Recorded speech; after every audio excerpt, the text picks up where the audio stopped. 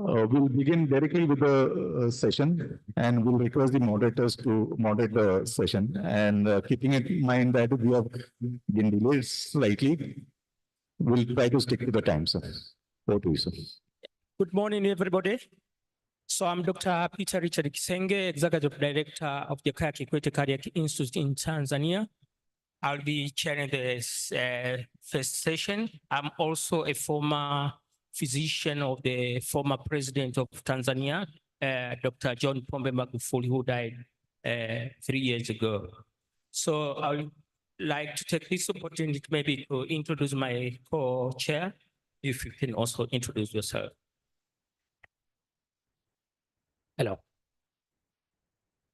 Both the topics are extremely relevant and important. But when it comes to JCI, I would like to make a point that how do you democratize and Indianize JCI to pan-Indian condition? Because even today, we buy drugs and many other things off the shelf. And how do you bring in the required legislation, especially in view of the 8th upcoming edition, which is under process? Can we think of bringing in some legislation, or I should say to popularize it? Many people are not going for it. Popularize it to Indian country. How do you do that while concluding the 8th edition, which is in the process? And I have 1 or 2 more points after you speak. I would be able to bring in. Thank you.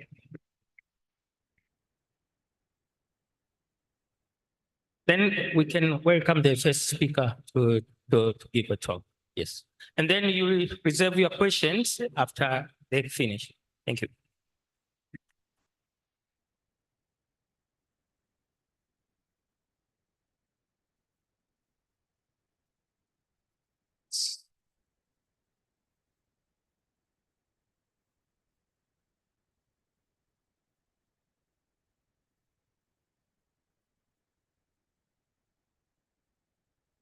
Good morning. Namaste. Thank you very much for the invitation to speak today. I am going to cover the wave tops of a number of topics because given the short amount of time and a large amount of material, I will be hopefully brief, but give you an idea of where we are going as an organization on a number of topics. And I will try to answer the first question as we go. So I'm going to touch on our new 8th edition standards for hospitals and academic medical centers. And I'm also going to give you a peek into some of the new initiatives that we're working on and how our accreditation process is evolving over time. So let's start with the new standards.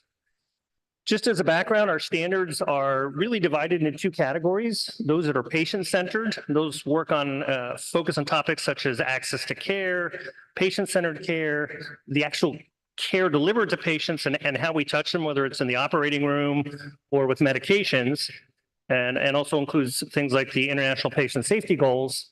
And then we have the organizational management standards, which is really how the hospital is organized and run, which includes the governance and the leadership, preventions of infections, the facilities management, and the like. So really 2 sets of categories of, major categories for standards. And before I go further, I'll touch on the question I was asked. So as we develop standards, we involve technical experts from around the world. We call these technical advisory panels. They're involved in the development and analysis of the standards over time. They have the opportunity to input them. We put them out for global comment and evaluation all during the process. So really the world gets to weigh in as our standards are developed to ensure that we can make them as applicable as possible as a global standard, which, as you might understand, is a little difficult at times. So what are changed in our 8th edition? We've actually reduced the standards. We tried to streamline them probably by 10 to 15%. It would actually be more, except we added 2 chapters, which I'll touch on. We've included, for now, non-scoring chapters on patient safety and sentinel events, just to get to the point where we have voluntary reporting. That's a difficult topic everywhere. We've strengthened issues on workplace violence, which is now becoming a worldwide problem. We've streamlined the chapters on facilities management and safety. Post-COVID, we've enhanced infection control standards. And we've also changed the numbering a little bit. We are slowly moving to a new system internal to our organization. The 8th edition will be the last set of standards that will be issued as an edition. From here on in, the updates will be electronic, and we will only update individual standards as needed. So more on that as that goes on. And then we're simplifying our scoring methodology for the survey process itself. As I mentioned, we've added 2 chapters to the standards. The biggest and most important is the global health impact chapter, which is on sustainability. And I'll touch on that in just a moment. And then the second is really moving towards the other big topic in medicine, which is technology, which is everything from the electronic health record to telehealth to AI and different new medical equipment. So we're now starting to focus new standards in that realm as well. But I consider this the biggest sustainability for a number of reasons. In the development of the standards, we partnered with the Geneva Center for Sustainability, which is part of the IHF, the International Hospital Federation. And they are worldwide experts on sustainability. We're experts on standard development. And we partnered to develop these standards, which can be licensed from the Geneva Center at very low cost. And the goal was to make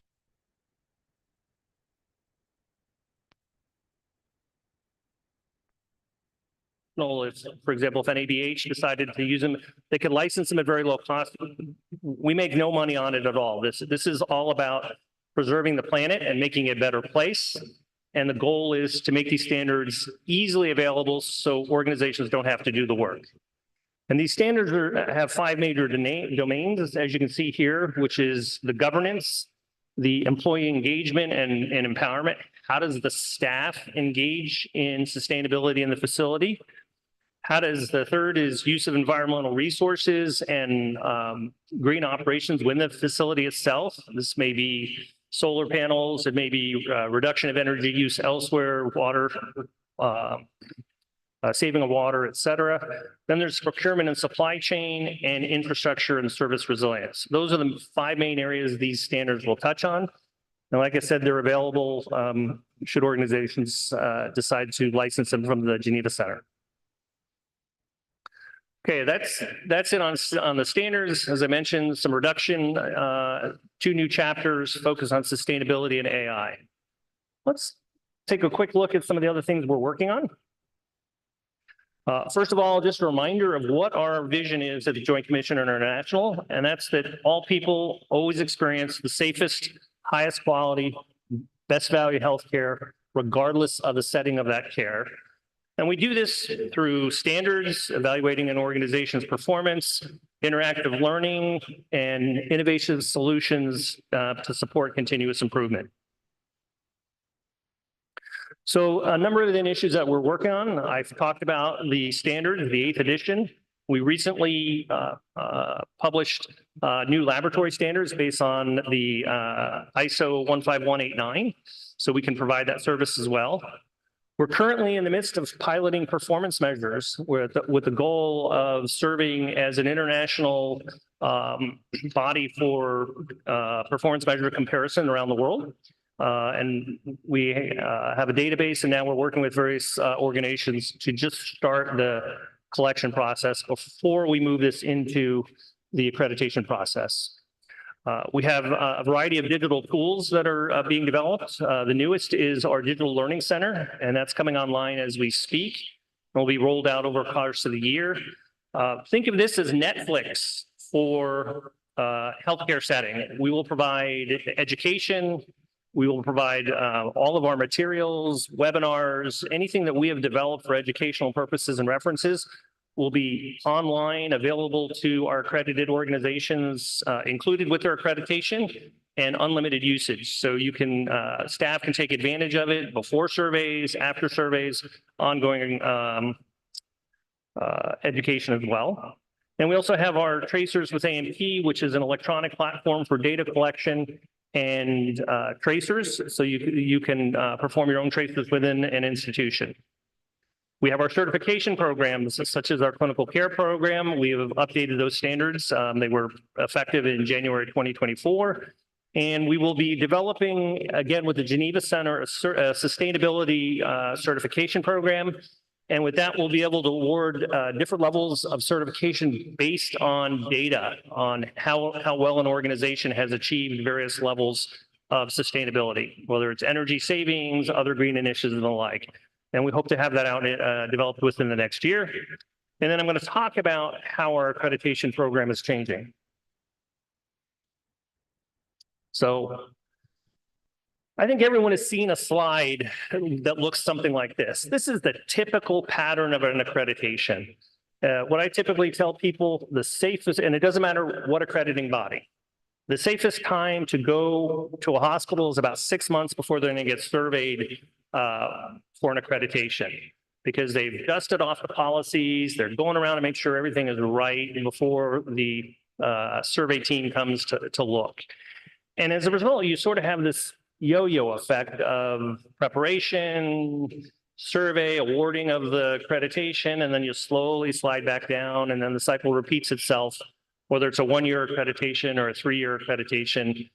You see gradual improvement over time, so if you could tilt the slide a little bit, you'd see it go, but it really doesn't lend itself to constant improvement, because that's really what accreditation is about. It's not about a certificate on your wall or, you know, bragging rights that you've been accredited, but it's really designed to improve the quality of care in a facility and make it safer.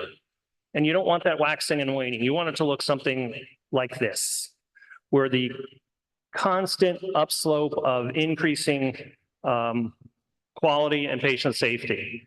And so that's what we're aiming for with our future accreditation program. We're currently calling it continuous accreditation, but it's really about continuous quality and accreditation.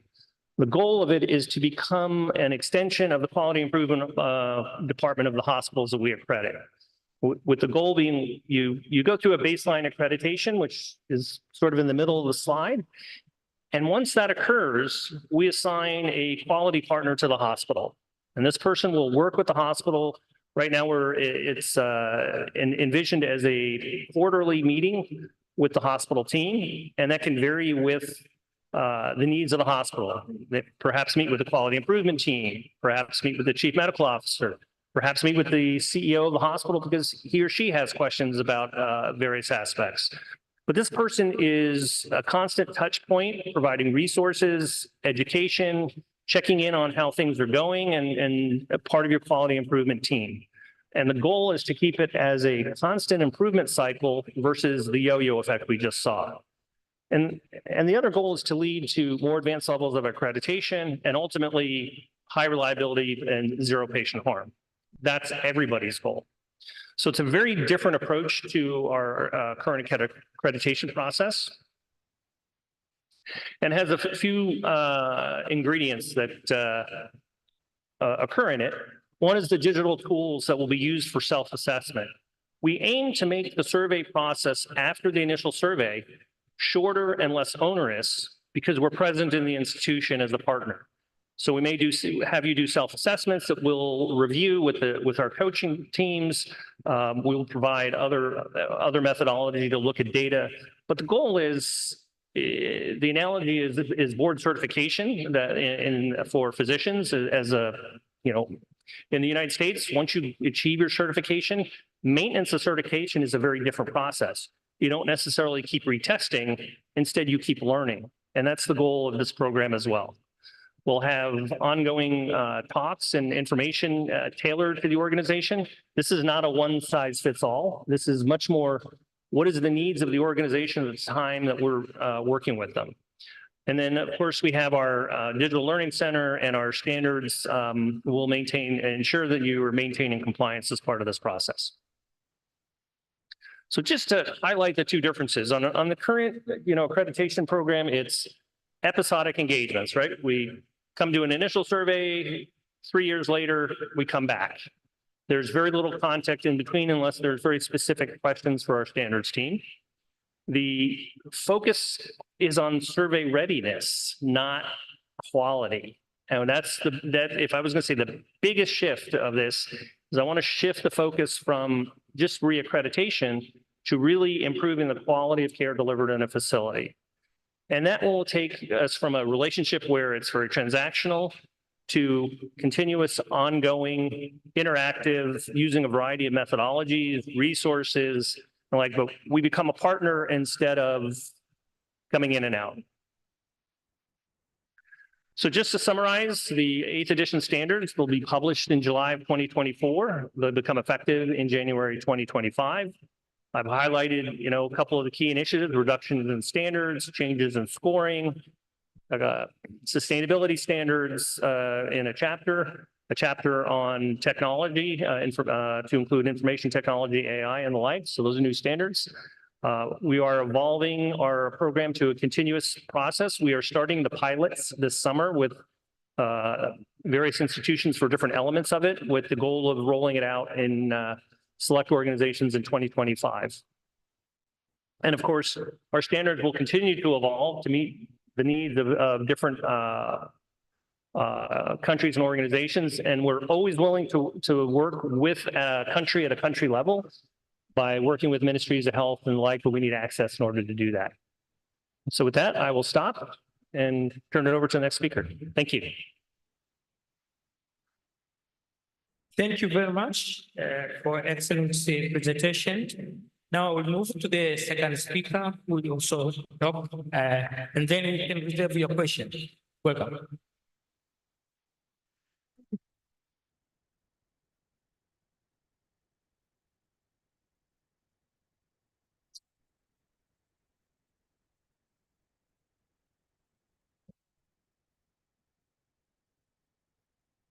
Good morning, everyone. I think maybe you may be, either I may be audible to you, but you are probably not that audible to me because the speaker was slightly placed in a direction where sitting there we could not hear much. So my request is we can do something to put the speakers that side so the presenters there can, the chairman sitting there and the co-chairperson and the speakers can listen to what is happening around. So we found difficulty in understanding what was being spoken. With that, I thank you all for being here. My subject that has been allotted to me is to making Accreditation standard more impactful. I know who is behind this subject, so I will not take any names here. However, this is a very, very important subject to discuss and deliberate upon, because while we talk about Accreditation standards, their implementation, but we rarely and seldom discuss what has been the impact of implementation of these standards. Well, in the beginning, I must thank CAHO for giving me this opportunity and the NABH for giving me the requisite database from which I have made some analysis. And thank you all of the participants because of whom we are all here. My compliments to CAHO and the organization committee for CAHO 2024. I think CAHO keeps to be actually the process of continual improvement. They improve year after year, and every year we come and we feel the next year cannot be like this, the next time will not be like this, but next time it is slightly better than the previous time. So CAHOCON has made an impact. I have certain disclosures to make. The views that are being expressed here have been collected and collated from 26 review reports on impact of Accreditation standards, freely available on the internet, and analysis of data from various assessment reports received by NABH. The color of experience has been incorporated wherever scientifically feasible. There is no conflict of interest, and I commit that AI has not been used in making of this presentation. Well, we know the purpose of accreditation. The purpose of accreditation standards is to improve the quality of care and patient safety to the benefit of both the recipients, the providers, as well as the organizers of care. We know that. You also know that all the accreditation standards that are being implemented across the globe, most of them have been actually also accredited by International Society of Quality Assurance. So they meet the criteria of being what ISQA calls the Ramba principle, that is, they are relevant, they are understandable, they are measurable, they are beneficial, and they are achievable. So standards development process has followed these criteria. So standards are standardized across the globe. The English and the expression and the intent may be given in different languages, but overall the purpose remains the same. So let's see what hospital accreditation standards have done so far. This is a collation of those 26 review reports. This is everybody is consistently saying the same thing. They have improved knowledge and awareness about various domains of safety, whether patient safety, employee safety, organizational safety, environment safety, community safety, facility safety. They have taken all aspects of safety into consideration. They also improved knowledge and awareness about quality in healthcare, which people thought that healthcare quality cannot be measured, it cannot be standardized, but this awareness has improved several fold. They've also improved knowledge and awareness of consistency and uniformity in implementing protocols and procedures wherever feasible for better patient care. Yes, they've resulted in creating a pool of quality and accreditation coordinators across the globe, more specifically in India, and of course created a pool of assessors to assess these organizations. This what hospital accreditation standards have done so far, which nobody is disputing. Then has it created an impact on patient care? So there are studies and experiences that state patient safety incidences have started to being captured by most of the healthcare organizations who have actually contributed to the wealth of knowledge on these incidents that are happening in healthcare organizations. Medication errors reporting has improved and incidences reduced. I'm not giving figures because those figures vary from report to report. The communication between care providing teams and during transitions of care has definitely improved. Quality dashboards have become an integral part of quality management systems, which each and every quality coordinator takes pride in going through, and each management keeps a very hawk eye on that. Indicators are being monitored and reported. Clinical protocols and pathways are being developed and are at different states of implementation. Infection control practices are in place. Patient satisfaction has improved. Patient rights are being displayed. Scope of services are being publicized. Complaints management systems are in place. And many reports that yes, there have been lesser amount of adverse events after implementation of accreditation standards. Now, there are studies and experiences that state outcomes of accreditation are equivocal in terms of making impact on patient care outcomes. What they say that yes, patient care outcomes are positively impacted, but is there a causal relationship between accreditation and patient care outcomes? That could not be scientifically established. It also says involvement of clinicians more often than not is missing from the accreditation implementation of accreditation standards. There is a question mark on the accuracy of the collected data because there are no procedures to verify and validate the data even by a third party. How does it impact in terms of efficiency, effectiveness, economics, and equity? Again, there is no causal relationship which could be identified. Same thing happens to patient-reported experiences and outcomes. Patient involvement in their own care, how far it has been improved because of the accreditation efforts, that is also equivocal. Implementing informed consent in the right spirit of implementation, that is also equivocal. There are certain environmental perceptions. Accreditation is a documentary exercise. Clinicians consider it as a burden.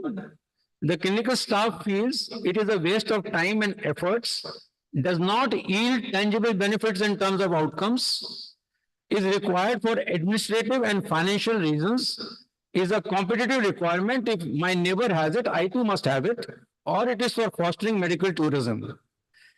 People also say accreditation is a code. If you understand it, you can crack it. So how to make these accreditation standards more impactful? First, we agree on that the standards have made an impact. Is it significant and measurable? Answer is yes and no. Yes, because positives are obvious, as I said in the beginning.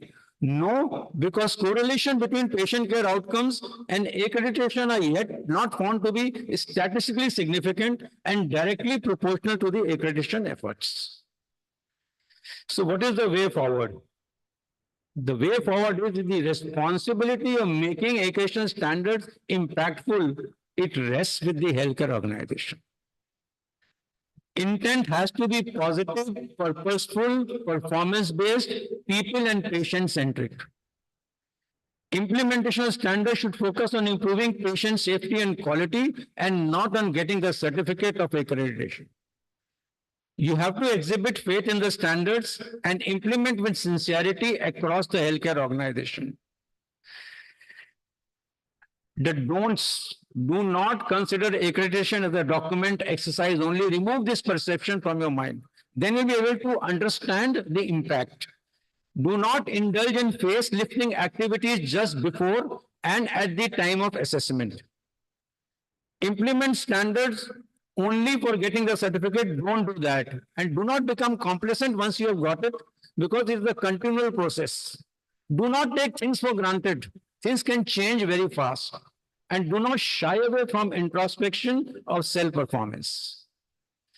The do's: please understand the standards and their intent. Exhibit faith in the standards. They are meant for quality and patient safety improvement. Educate, train, and retrain all on a continual basis. Implement with sincerity across the healthcare organization.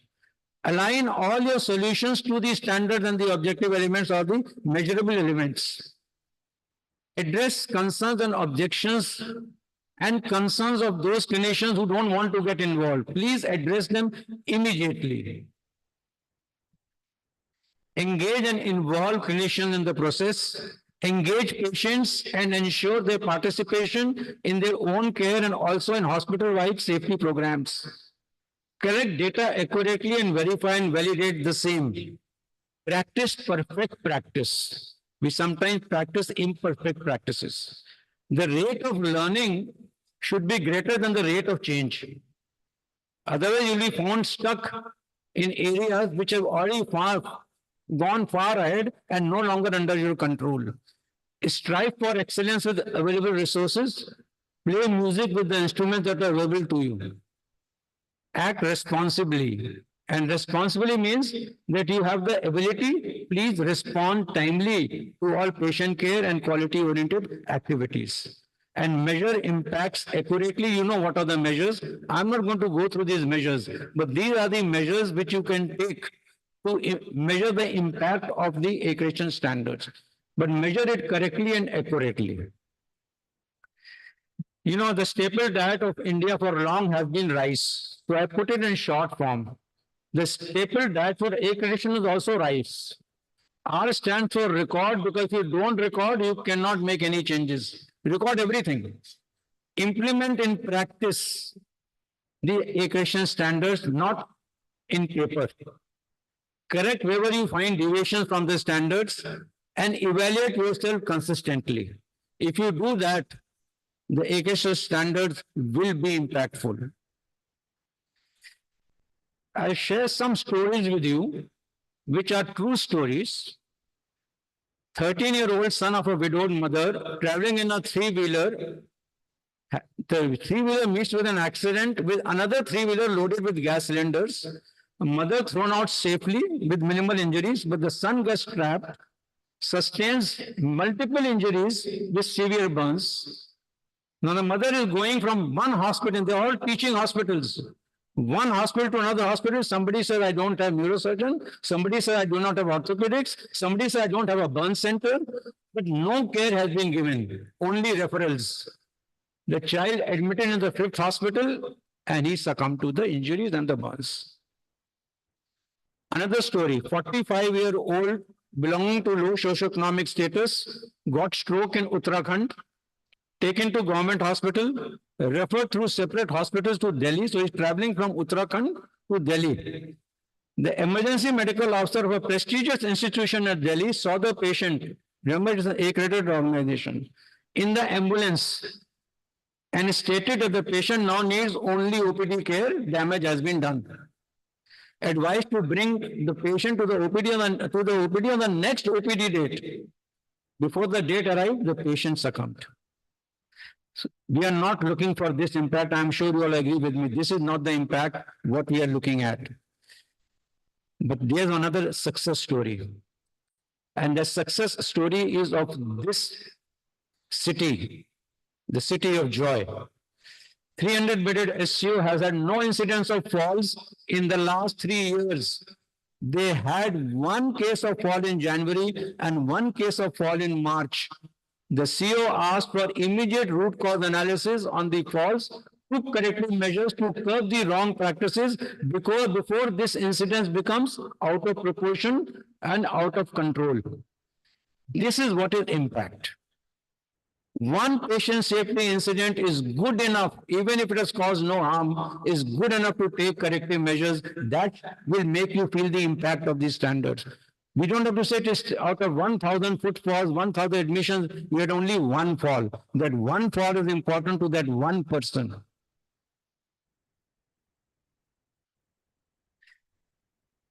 So take-home message is to truly embrace sustainability of quality into healthcare culture. We need to work towards it, not seem to acquire the certification.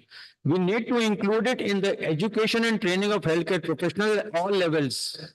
We need to focus on uniform implementation of the accreditation standards. We need to involve the clinicians in the accreditation exercise, and we need to engage patients and capture the experiences and outcomes at regular intervals.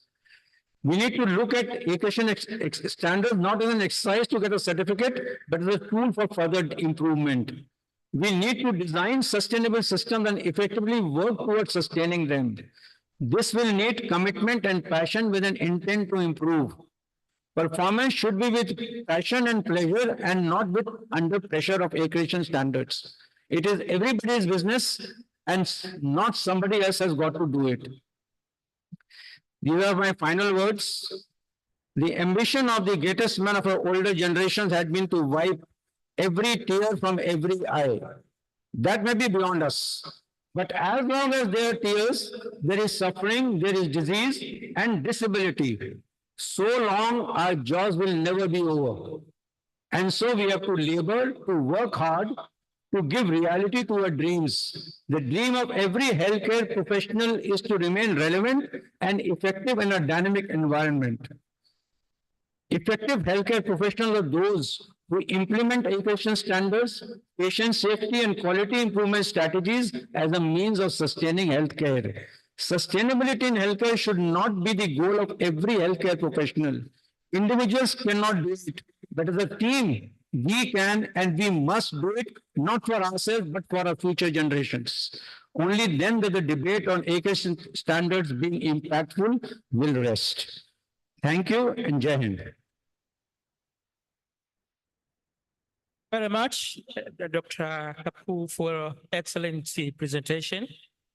Let me hand over to my co-chair if you have any comments, and then we can also request audience to give comments or questions. We have like 5 minutes. Yes, thank you. Thank you. Sir, excellent presentation. You have brought in very salient points and implementable points. Thank you very much. I thank organizers that the second presentation was audible. They made the change. It was very impactful. I wanted to ask you, what should be the ideal composition of the editorial of an accreditation standard? The editorial. See, to create an impactful atmosphere, to bring out an impactful atmosphere in the hospitals.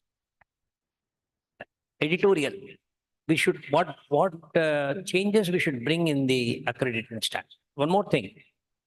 See, it's a very variegated human interaction we have from one specialty to other specialties. So patient experiences, how do we capture, which we are not doing? All And right. then lastly, how important is the role of various non-clinical stakeholders? You were talking of clinicians and doctors, whereas we have many other people in the whole wagon of yes. How do we bring them into the mainstream and then give them the importance and also the value addition and self-esteem? How do we improve that? Is what is my question. Okay, thank you, sir.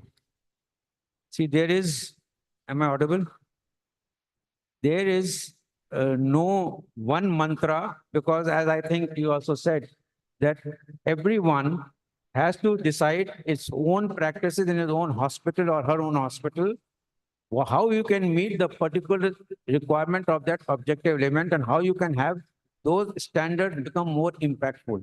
But there is a science to it.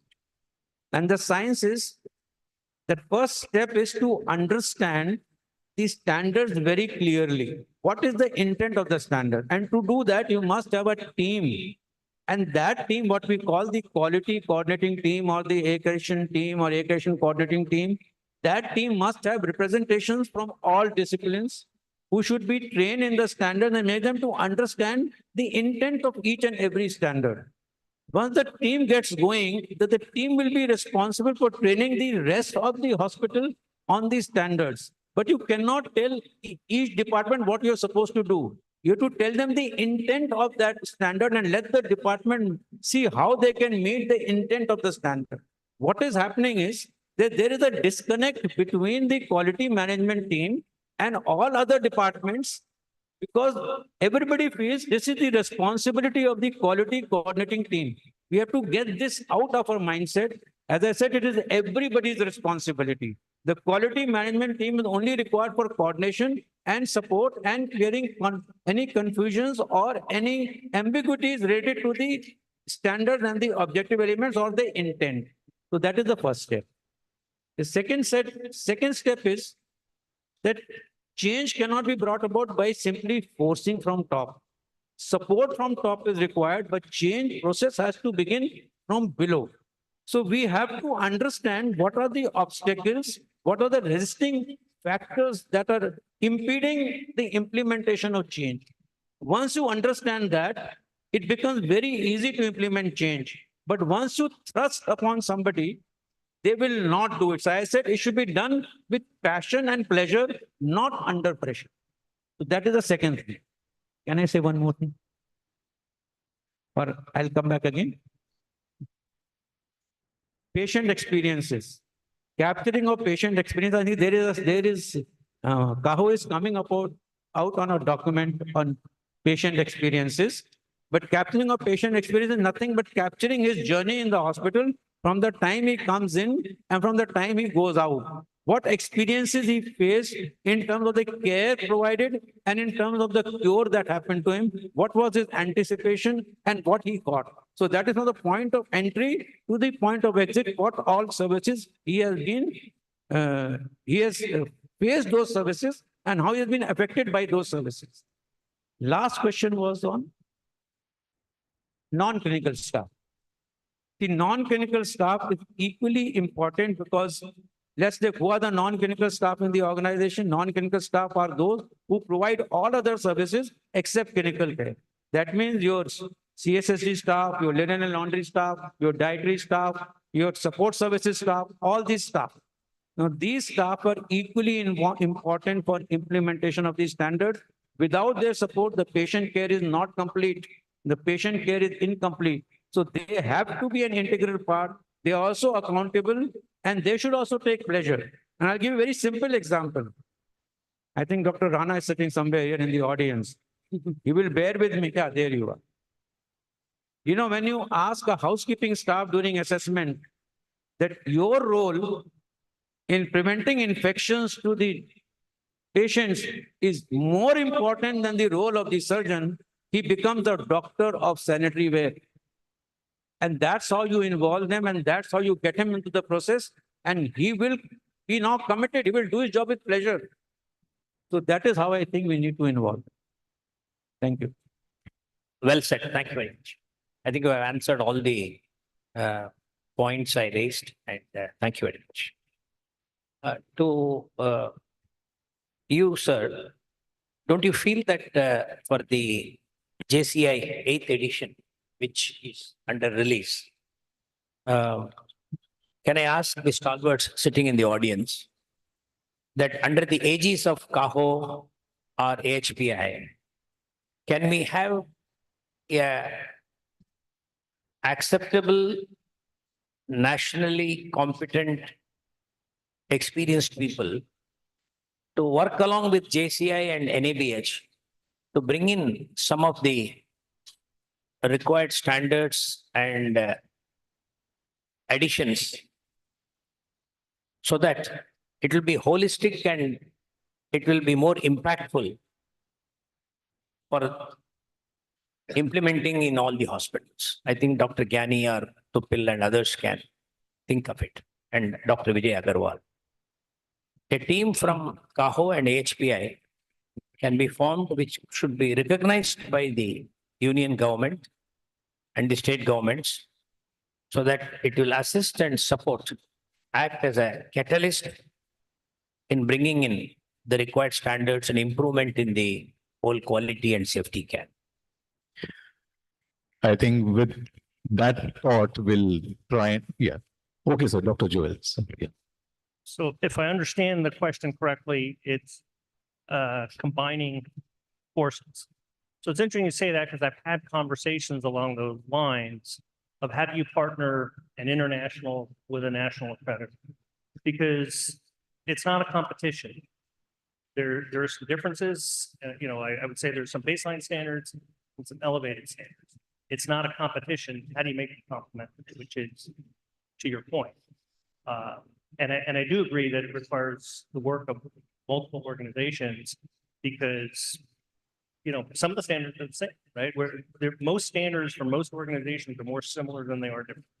There's obviously some elevated standards, some differences. So for example, if I was to work with NABH, it's just one possibility. If they're already meeting the requirements once, don't relook at it, accept them as passed so you reduce the burden. So there's a number of ways to do that. Can you do the assessments at the same time so that they're not coming at different times? There's a lot of different ways to combine the efforts to really achieve both. And there's benefits to both because you take advantage of international surveyors along with national that understand local customs and languages. There's many positives you can do that. I could argue ISWA should take a role in that around the world. There's another way to approach them. But we would be very open if CAHO wanted to take that on, combining national and international accreditation. Yes, I just worry that because of time, we might need to end here. But during break time, our two speakers will be around. So if you have more questions, you can ask them. Let me take this opportunity to thank the organizing committee for selecting me and my co-chair to feature the first session. So I can hand over to you. Thank you, sir. I'll request the dignitaries on dais to move ahead for a photo shoot, small photo shoot. Thanks for your time. It's always a difficult session, the first session, because there are technical glitches to be taken care of, there are things to be sorted out. But sincere apologies from on the part of the organizing team to you. We'll try to overcome those glitches. In the meantime, the CAHO family is expanding, and we are expanding in the sense that we are creating more platforms for the stakeholders to be part of it. So this conference will be announcing few forum that will be launched during this session, in the first session itself. I'll also request the dignitaries on the dais to be present on the main stage. In the meantime, for the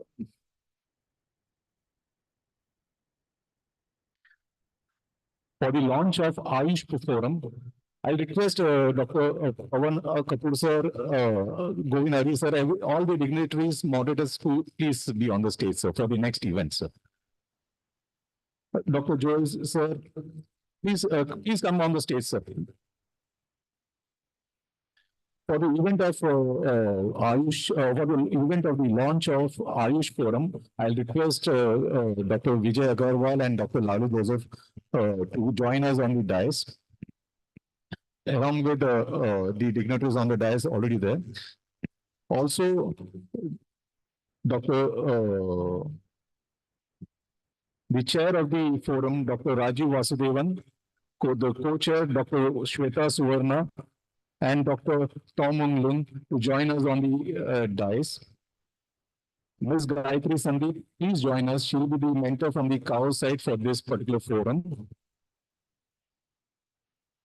The Ayush Forum serves as an important platform for collaboration, knowledge sharing, and capacity building within the Ayush sector, including Ayurveda, Yoga, Naturopathy, Unani, Siddha, and Homeopathy, aiming to enhance health outcomes and promote the outcome-driven integration of different systems of medicine.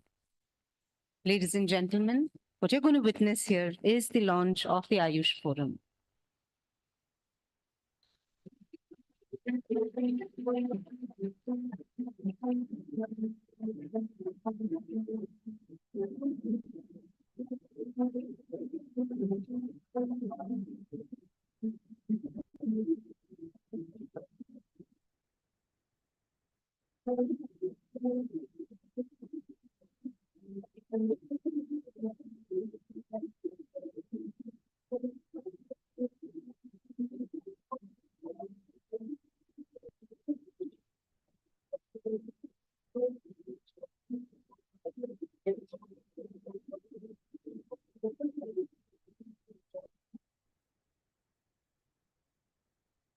Loud round of applause.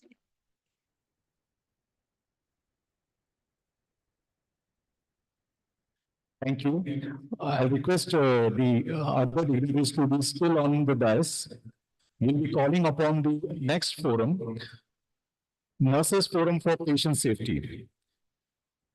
We request the presence on the dais of Captain Madhukari Rai, Colonel B. Sharma, Dr. Jyoti Clara, and Captain Ajita Nair. For this particular forum, we have Dr. Vijay Agarwal, sir, who would be the mentor for the forum. As you all know, we all agree, nurses form the backbone of any healthcare organization.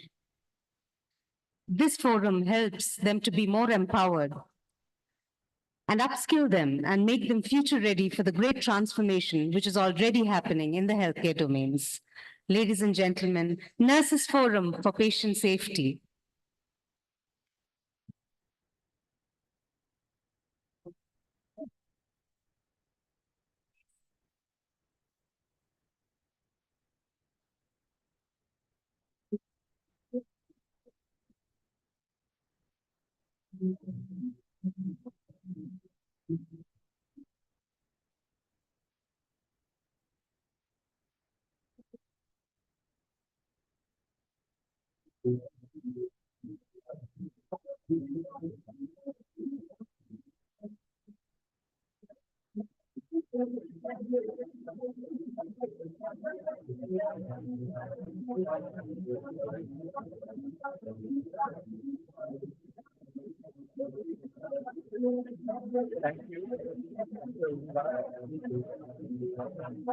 Best wishes to the two forum which has been launched right now, the Nurses Forum as well as the Ayush Forum. For taking the program forward to session number 2, we have Dr. Babu Narayan and Ms. Vidyamani with us. Thank you. We'll catch you later.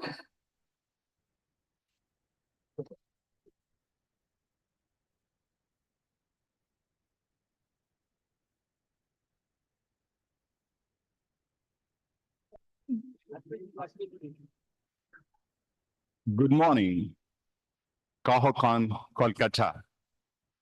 It's heartwarming to see the auditorium swell with enthusiasm and commitment for quality and patient safety. I'm Dr. Babu Narayanan, founder and chairman of Alpha Care Hospital. And myself, Ms. Vidyamani from Apollo Proton Cancer Center, Chennai. It is our privilege indeed to lead you to our second session. As you are aware, delivering healthcare to a billion-plus population in India, it is a huge task. However, it is our responsibility to make this healthcare delivery mechanism not only efficient, but also effective, economical, at the same time, equitable. And to address on this vital topic, we have our expert panel here. I now welcome the chairperson and the moderator for the the second session for the day. We have Dr. Colonel Rakesh Verma with us, the founder and CEO of Aeon Med Health. Sir is a veteran from the Army Medical Corps of the Indian Army.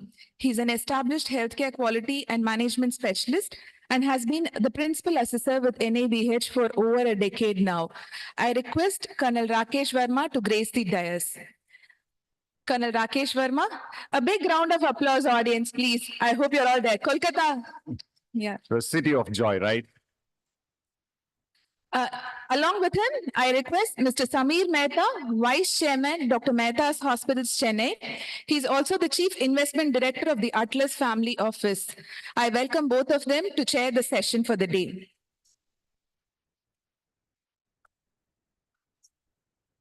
We have two eminent faculty for the session. I request Mr. Mrutyunjay Jena, who's working with Andhra Pradesh MedTech Zone Limited as Scientist G and HOD Quality and Regulatory Affairs to join us on stage. Applause, please, audience. The next speaker for the day will be Dr. Rana Das Gupta, Chief Executive Officer, Eastern Region Apollo Hospitals.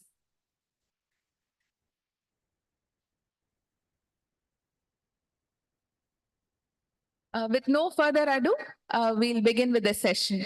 Colonel and Mr. Mehta, the dais is yours. Thank you.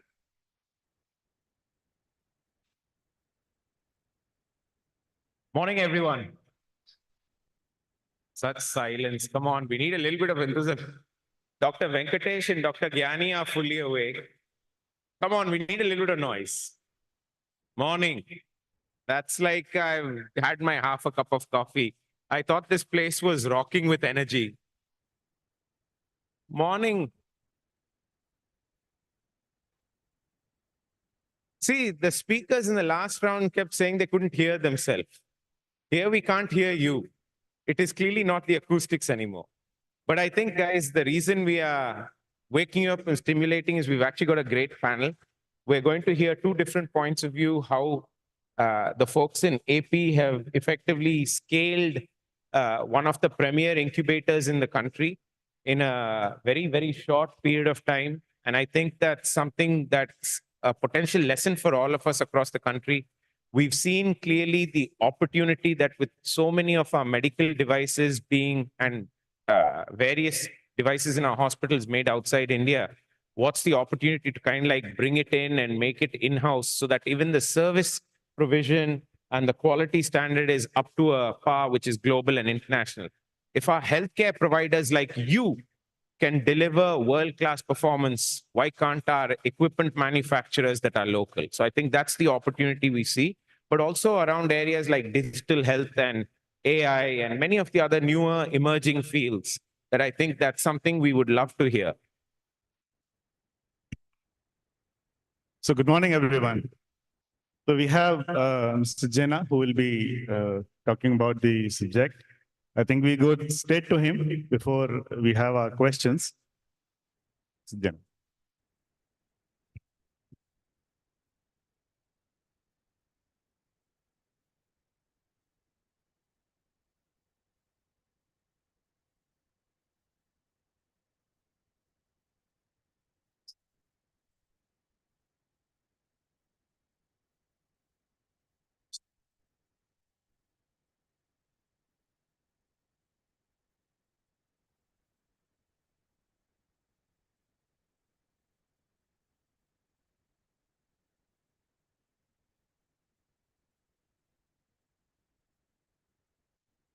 So, very good morning. Very good morning. Yes. So, my presentation will be making healthcare affordable. What is the India story? So the session theme is making healthcare efficient, effective, economical, and equitable.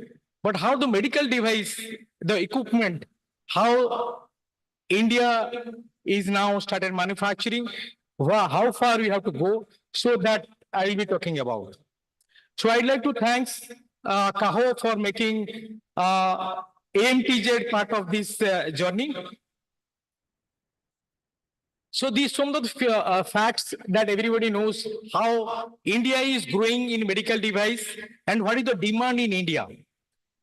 So if you see the global medical device requirements, it is growing at a CAGR 5.2, whereas in India is growing, the demand is growing like about 16%.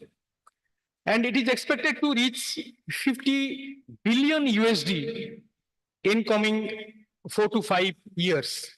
So there is a huge gap now, the demand and the supply. So entirely, the India is depending on the import, which is about 80 to 85%. So now, all type of medical devices, starting from the mask, class A type of medical device to class D type medical device, implantable active medical devices, all they have started manufacturing in India. So why India was so behind in medical devices? The main reason is that manufacturing is okay. So testing facilities, common testing facilities, sterilization facilities, all these research activities, innovation activities, that is very costly affair. So that was the one of the reason why India was not into the manufacturing. Again, it is entirely depending on the import. So government of India, with the support of state government Andhra Pradesh, with the Atmanirbhar Bharat Yojana, so started in 2016 to have first in India the medical device manufacturing hub.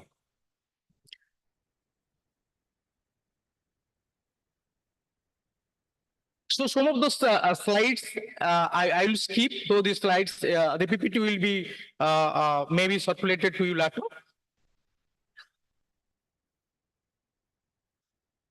So Andhra Pradesh MedTech zone started 2016 to cater the requirements of medical devices in India.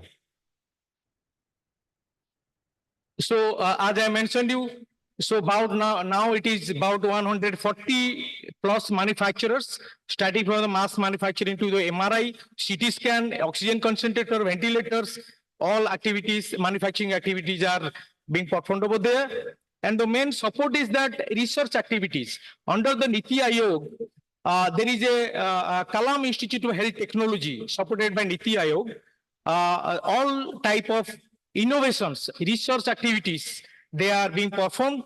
And also KIST has a innovation incubation center, Atal Incubation Center for the BioValley and MediValley. MediValley is again under the Niti Aayog, doing the research, supporting activities, startups for the medical devices.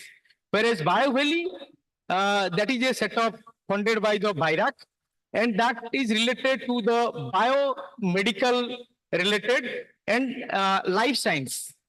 So any incubation that has been going on in the BioValley and MediValley.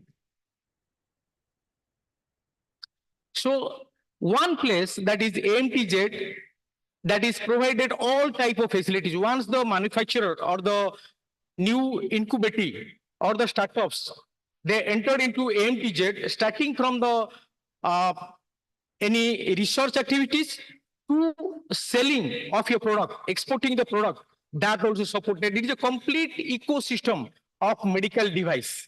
So we also provide licensing, how to get the licensing of the manufacturing license of any type. Then training of the manufacturers, the quality persons, that also we supported. Regulatory license, testing support. There are about 19 capacity building, scientific laboratories which are provided inside the campus. The manufacturers can take support from them, starting from the compatibility test to raw material test to the finished product test. EMI, EMC, all type of medical device testing facilities are available inside, which are all NABL or international accredited acceptability laboratories are there. Then, as I mentioned you, the research support through the KIST, Kalam Institute for Health Technology, that provides supports not only to the manufacturers inside the MTZ campus, but also to the government for setting up the price tagging. So that is also set up inside the MTZ. Also, BIS, Bureau of Indian Standards, the standard making body regarding the medical devices, there is a sectional committee 39, which is also inside the AMTZ, because AMTZ is entirely on medical device related manufacturing, research activities. So there is a 3 minutes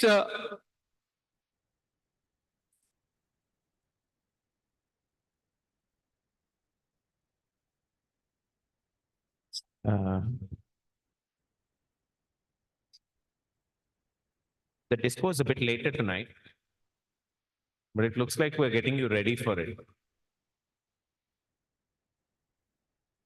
Actually, there is no sound for this, I think. No. Okay, I'll skip this. You brought the disco from your neck of the woods, Okay. is good. Okay, so I'll skip that. So I was talking about the AMTZ ecosystem, which has all these 19 facilities for any medical device manufacturing. There are about 19 common scientific testing facilities are required. So all these 19 facilities are first set up in AMTZ Andhra Pradesh, then the manufacturers have started manufacturing. These are Center for the EMI, EMC, safety testing, Center for biomaterial testing, Center for 3D printing, Center for the gamma radiation, ETO radiation, heat radiation, moist heat, all type of sterilization process are being provided inside the campus. And Center for Laser, MRI coils, Center for the molding, many other industrial services centers, all these 19 are provided so that industry can take that support and start manufacturing without any outside support required. So this I have already talked about, BVIC, that is BioValley Incubation Center, which is supporting by the startups, innovators with technology. From TRL 6, we are supporting for the incubators.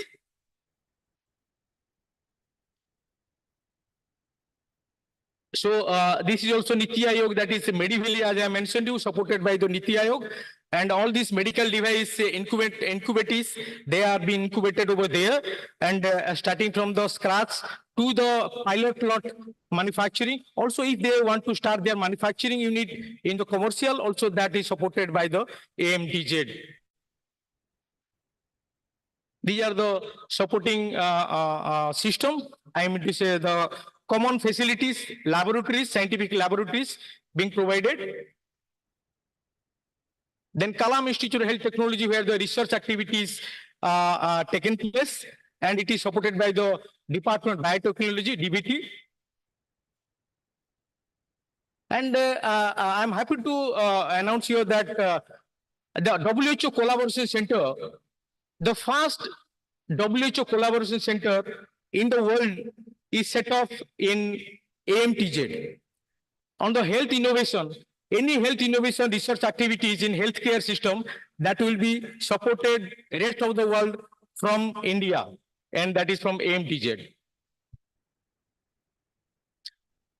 So apart from the manufacturing facilities and testing facilities, we also provide the training facilities, which are the training programs are approved by the NSDA, National Skill Development Agencies, for various medical, biomedical equipment engineers or the biotechnology engineers who are being utilized by the quality department of any manufacturing of medical devices. Those credit courses we are providing support, and also we are going to start a university in medical technology. So there, all these MTech, BTech, PhD, fellow, MBA in medical device manufacturing sector, that will be the academic section. So this is the support which AMTZ has given during the COVID situation. So in a day, the capacity of AMTZ was 100 ventilators per day manufactured and supplied to the country. 500 oxygen concentrator, 1 lakh N95 mask, 5,000 PPE kits per day. And at that time, 11 lakhs to 12 lakhs of RT-PCR kit was required during the COVID situation per day. And during that situation, 1 million RT-PCR kit was provided, manufactured from AMTZ campus. This shows means what is the capacity of this AMTZ to provide medical device, equipments, consumables to the India. And also we have started exporting to various countries. And these are some innovations that has happened. I love oxygen to home. So during this COVID situation, it was started. Oxygen wheel, the requirement of oxygen by the hospital that can be generated with a wheel. So that was also provided. Many states of India at that time was benefited by this scheme. There is an artificial limb center which is providing support to prosthetic, orthotics, and mobility aids. Manufacturing research activities also taking place over there. This is my last slide. Recently, we have launched 2 schemes. That is, one is biomedical equipment maintenance scheme with the support of ASPI. Dr. Gyani sir is here. So, as scheme owner, IBED, Indian Institute of Indian Medical Device Association of India, and AMTZ. These with the support of QCI and other bodies. So it has been created. Whatever the equipment in the hospital, biomedical equipment, it is generally observed that 20 to 50,000 of 30,000 of medical equipments are being used in a multi-specialty hospital. So all these equipments, whether their condition, usability condition is fine or not, maintenance has been done or not, that has to be certified. And it is unique in the world. So this scheme is based on the ISO 17065 product certification. So it is accepted globally. And it has been launched last year. And so far we have already approved 7 certification bodies or rating agencies who will be doing the certifying the equipments or the biomedical equipment being used in the hospitals. And another is scheme that is healthcare textile. The usable, reusable textiles, healthcare textiles, after the wash and the sterilization, if it is required, how to certify that it is reusable, it is safe for the patient. So that another scheme we have launched in last year, 2023. And for that also 4 rating agencies has been identified for certifying the laundries, whether it is in-house laundry by the hospital or it is a external laundry. So that can be certified through these 2 schemes, that is Indian schemes we have launched with the support of AHPI, AMTZ, and IMED.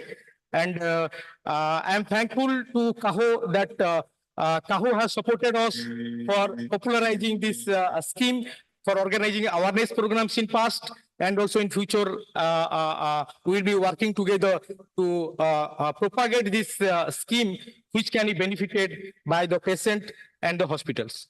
So thank you very much once again to CAHO for inviting AMTZ to be part of this journey. Thank you.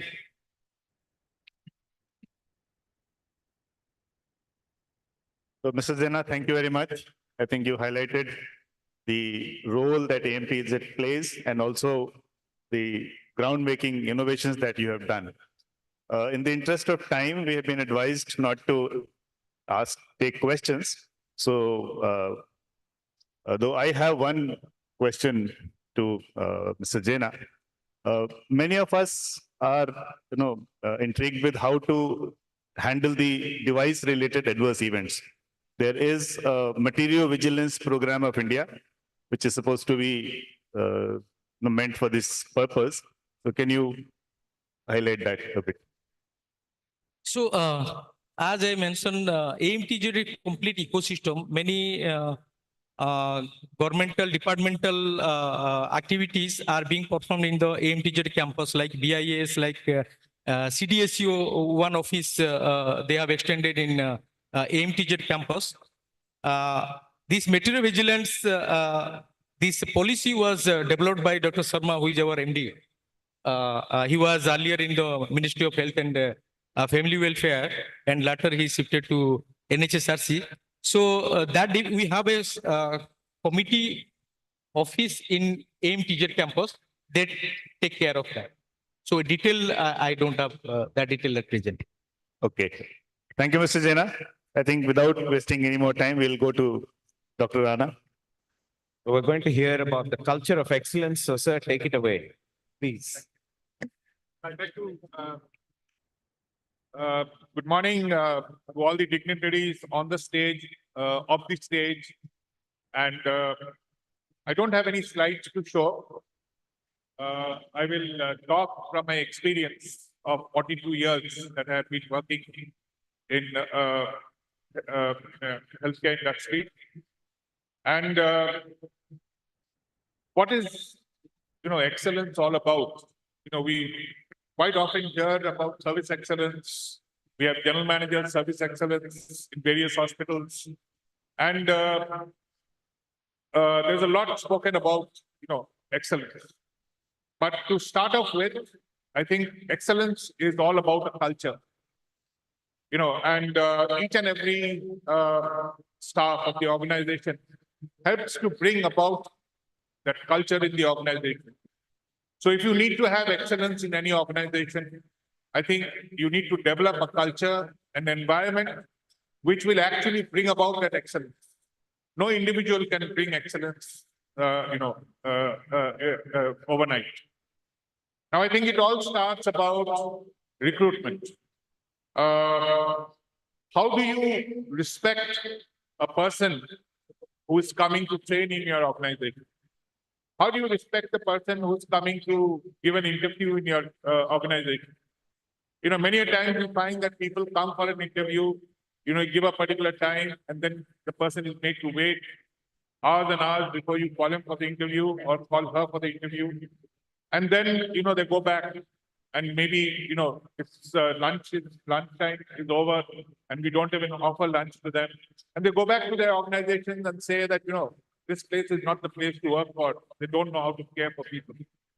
So I think excellence starts from respecting people and respecting their time. It also is important how we, select our people. The first thing that we should look at for a person who we are going to select, who's going to work in a healthcare industry, is whether he knows how to respect his elders. That is the first thing you should look at. What is, his attitude? Unless that is correct, you can never have excellence in the hospital. So once you have the correct attitude and a person knows how to respect his seniors, I think then the second part of it would be his knowledge and other things that you look at. Now, when we talk about a culture of excellence, it is always top down and bottoms up. So each member of your hospital is an important person. And, we should always look at leadership from below. How do we create leaders in the organization? Young leaders, who stand out, and how do we promote these leaders?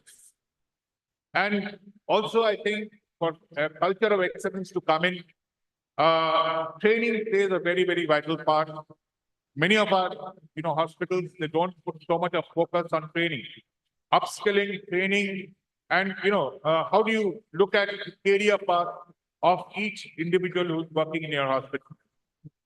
If you don't give growth to your staff, they will not be motivated to work. So when you talk about the human capital or, the human pillar, it is extremely important that every staff has a sense of ownership of the organization, the passion to do well. So unless you have the passion, unless you own the hospital, you can never bring in excellence. So I think that sort of environment has to be created to bring in excellence in any organization. Also, I think we need to have teamwork. We need to work as a team. You see, and I think sometimes the best suggestion or they come from absolutely junior-most people. In our hospital, I work for Apollo, Kolkata, and I look after the Eastern region. We have a 744-bedded hospital with more than 86% average occupancy. Now, how do you bring in excellence in a hospital that is so crowded? So it is very important to have a very strong middle line. Unless you have a strong middle line or a supervisory line, middle line, you will not be able to, bring in excellence in the workplace. So I think we never look at supervisory cadres or the middle line. So training them, upskilling them, and motivating them becomes very, very important. The housekeeping, they play such an important part as far as infection control is concerned. So these are the people we actually need to train and motivate. And sometimes when we build hospitals, we don't look at the back area. So, you need to give them a clean changing room. You need to give them good resting facilities, a good cafeteria. So, when they are getting used to, a clean place to rest, a clean place to have their meals, that culture will come into them. But if you don't provide such facilities to them, most of them come from very poor, houses. Some of them come from the slums. So, they will not be able to actually think about excellence. So you have to create that, infrastructure for them inside the hospital. You need to, teach them, train them, maybe, train them on soft skills, train them on computers, even your junior most staff, and allow them to grow. So that is, I think, one point that I wanted to stress on. The other thing is that, to bring in excellence, you need to look at turnaround time for service. Talk from the patient's point of view. How do you improve the turnaround time for service? So, turnaround time for reports. How do you reduce the LOS, the average length of stay of a patient in the hospital? These are extremely important. And if you need to get this and improve on this, what you need to do is start tracking data. There is a lot of data that we capture every day, but I don't think so we have a habit of, tracking and monitoring this data. So I think monitoring of data that we track every day becomes extremely important. I'll give you one small example. Say radiology reports. Okay, we may have a turnaround time, a standard time of say about 4 hours. When we find tracking every day that we are meeting that 4 hours time, we need to reduce it to 3 hours without compromising on quality and see what we can do to improve the turnaround time. By doing this and involving everyone, you can really bring up the turnaround time for service. I think it is very important that when patients come, especially in a crowded hospital, where you are almost, 86, 87% full, most of the admissions take place in the evening because your discharge becomes, unless you discharge patients, you cannot admit patients. So most of the admissions come in the evening. Now, it is so important to ensure that the moment a patient is admitted, the nursing assessment and the doctor's assessment should happen within 2 hours of his admission, so that the tests that need to be done, the samples, are quickly taken to the lab and other investigations are done, so that when the doctor comes on his round in the morning, the reports are all ready. He can actually diagnose what has happened and start his treatment. And thereby, what you do is you reduce your average length of stay in the hospital, which is so important because it will also reduce your infection, hospital-acquired infection. Next thing I wanted to speak about is patient education. Patient education becomes extremely important. Unless, you can always educate the patient to help you serve them better. An example, if you look at IPSC 1, it says that how do you identify patients correctly? So we identify patients by using their name and UHID number, that is unique hospital identity number.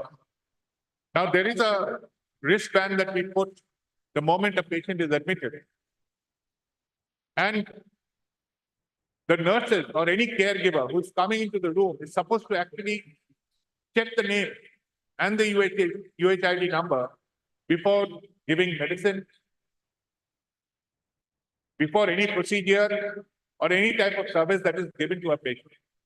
Now, most of the time, you will find that they do not do that. So how do you make it happen? You need to teach the patient and the relative that do not allow anyone to give you any type of service without checking your wristband. Because if the wrong medicine is given to the wrong patient, it can be fatal. So once you educate the patient and their family, they will start protesting if they do not check the name and UHID number. And that way, errors in IPSC 1 can be reduced drastically. The other thing is infection control. Basic things. When a doctor comes to see a patient, he needs to clean his hands, use hand rub before and after he sees the patient. But many a times they don't follow these rules, even a senior doctor. Teach the patient and tell him or her that do not allow your consultant to touch you without using the hand rub. It can spread infection. So when the patient becomes conscious about, these things, they will protest if things are not followed. And that way, you can actually reduce your infection in the hospital. These are some of the interesting things that I thought I would speak about. Now, we go to the other part, that is the clinical part. I think, you have senior doctors who are there in your hospital right from the beginning. They are very, very experienced. And there is a tendency of patients going to the doctor, choosing a particular doctor. And what we see, especially in the eastern region, that patients actually come to a doctor and not come to the institution. When that happens, a doctor who is good, he gets more and more patients, and then he takes on so many patients that he can't give time to the patient. He can't, explain things to the patient, and there is dissatisfaction that comes in. So it is very, very important to getting young talent into the organization. And this young talent, qualified doctors who come in as consultants, if they can work with the senior doctors hand in hand, the clinical eye, the experience of the seniors, and the new technology that the younger doctors bring in, together, they make a very strong team. and it is beneficial to the patient. So we need to create a second line in clinical areas, as well as second and third line in the operational area, so that you have a very strong team that can take things forward. So creating a second line is also extremely important. The last thing that I would like to speak, I have got 15 minutes over, is to have a human face. When you look at patients coming into the hospital, I think we need to put the patient first. And if you do good work and take care of your patients, revenue will automatically come in, because patients will always come to a hospital where they get good treatment and good service. We must always think how we can, give value-added service to the patient. What is new that we can do every day? What we have done yesterday is history. What is it that we can do tomorrow? How do we bring in new things? Ask your young managers and young talents to actually look at that and improve things. That is the way you can bring excellence to a hospital or any other healthcare organization. Thank you. Thank you, Dr. Rana. It's good that hearing a doctor take doctors on, and I think. I'm not a doctor. Okay. That's okay. But still, taking doctors in a nice way, I think, is part of any culture for positive outcomes. It's one of our toughest lessons that we learn. How do you take more people along is by making sure that all units are covered well. I think we're short on time and short on questions, so we do apologize. But in the hope of making sure the next group is there, let's perhaps take to the stage of the photo shoot. Thank yes, my fellow panelists. Yeah. Yes, And- requesting our chairpersons and the faculties to pose for a photo in our photo booth spot. Yeah. A big round of applause for our faculty for the second session. Thank you. Thank you all.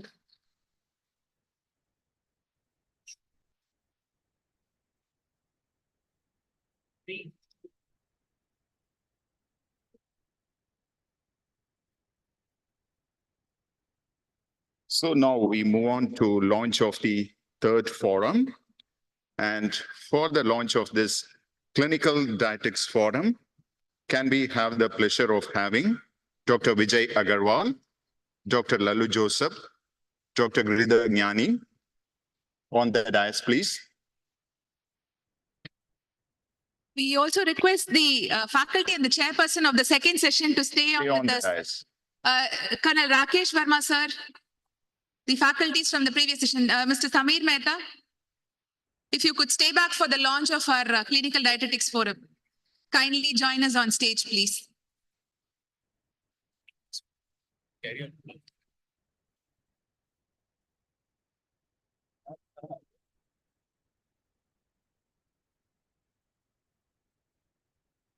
Requesting Dr. Vijay Agarwal, Dr. Lalu Joseph, and Dr. Giridhar Gnani to grace the dais, please.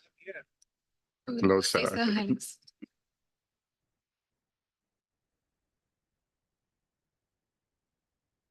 For this, we invite Ms. Sangamitra Chakravarti, Edwina Raj, Dr. Divya Chowdhury, Ms. V. Kavita, Ms. Manimegalai, the co-chair of the session, to grace the dais, please. Mr. Sudeep Dey as a mentor from the CAHO for this forum. The primary focus of the forum is to promote uniformity in the dietetic practice across NABH accredited hospitals in India and set standards for quality in the field of clinical dietetics by implementing correct methods and protocols by trained professionals. Can we have the video, please? The launch of the Clinical Dietetics Forum.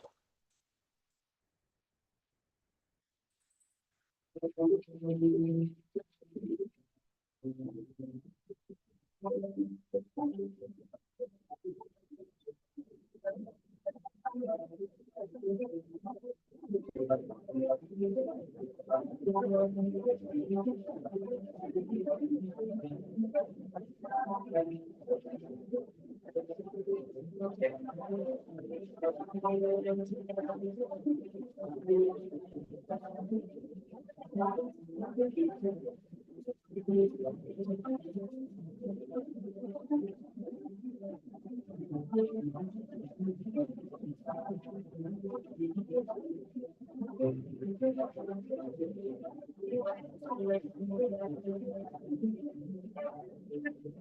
you very much.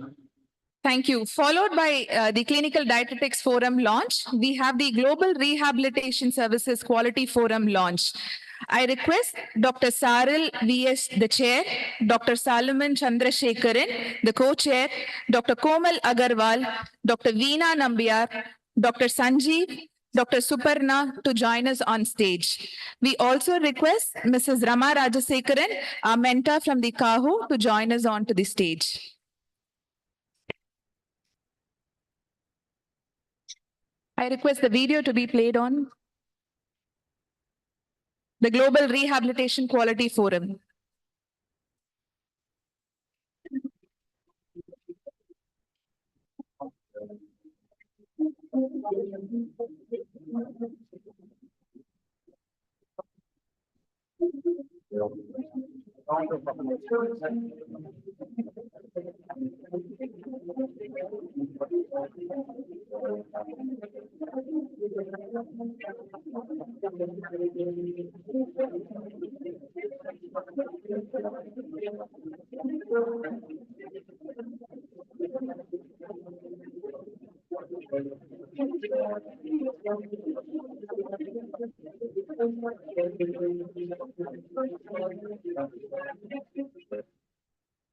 Thank you. Thank you, everyone. With no further ado, let's move on with the session 3 for the day. The challenges in achieving the 4 E's in healthcare.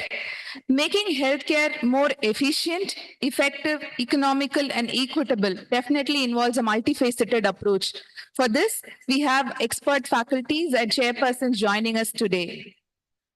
For this session, we would like the privilege of having for the Johnson, Executive Director, Rajagiri Hospital, Kochi, and he's the chairperson of Healthcare Institution CAHO. And also, we would like to have Dr. Clive Fernandez, Senior Vice President, Group Clinical Director, and Group Chief Operating Officer, OCAD Hospitals, to come to the dais, please. We would also invite the panelist members, Mr. Sajal Datta, Chairman and Managing Director, Decent Hospitals Group, Mr. Prashant Sharma, Managing Director, Charnock Hospital, Dr. Palin Kungdongbom, Chief Managing Director, Sija Hospitals and Research Institute Private Limited, Dr. Debajish Bhattacharya, Founder Chairman, Disha Eye Hospital, Dr. Jayanta Chakrabarti, Director and CEO, CNCI Kolkata, please. Welcome, sir. Thank you, and over to the moderators and the chairpersons for the session. Thank you.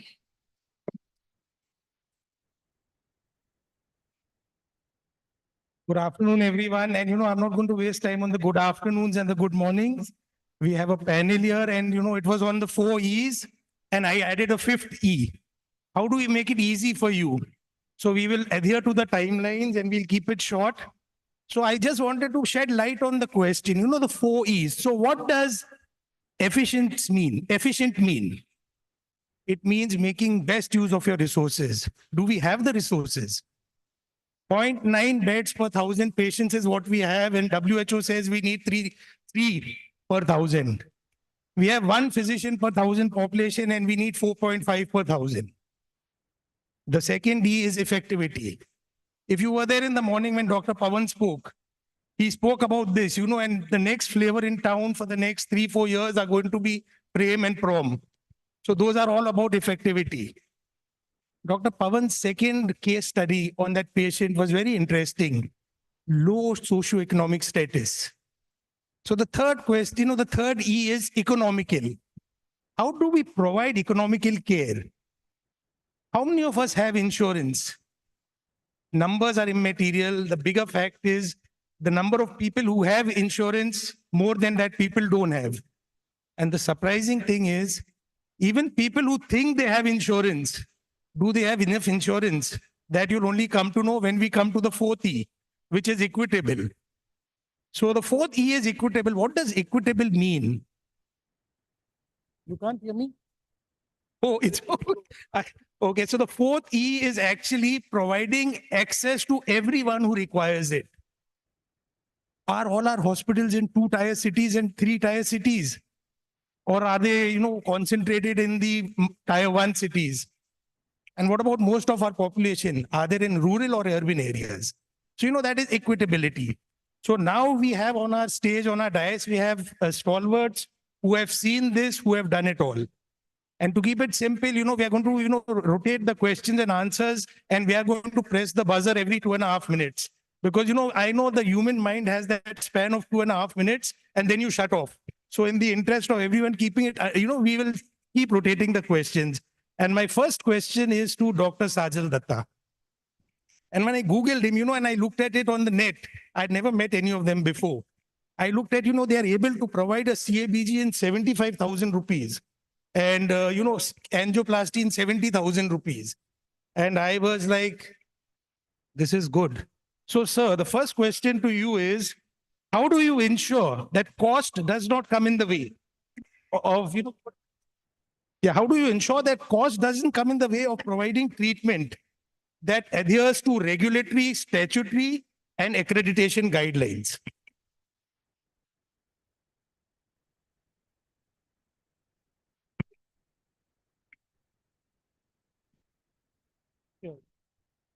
Hello. Good morning. There's a lot of eco effect here. This is better, yeah. See, I don't have a presentation. Hello. So I don't have a presentation. So I will come directly to what the topic is, and especially relate my personal experience in the healthcare journey for more than 30 years. See, in a country like ours, getting efficiency, getting effectivity is all fine. But unless you're not economical, and unless after achieving the economy, you cannot be equitable, then possibly no big purpose is served. Like we can have excellent healthcare delivery systems, excellent results, but if it is not affordable, if we can't reach out to a wide section of people, then at some point, we have to think whether it's at all of any use or not. I'll give you a personal example. When we started Disan in 2009, that time the rate for coronary angiography going in Kolkata and all over India was around 15 to 20,000 rupees. We decided to launch it at 7,000 rupees. Same quality, 7,000. Now everyone shook their heads at how can we do it? We said, okay, let's try. So then we went into all the different cost components and tried shaving them off without sacrificing quality. And we're able to keep it at 7,000 for nearly 3 years.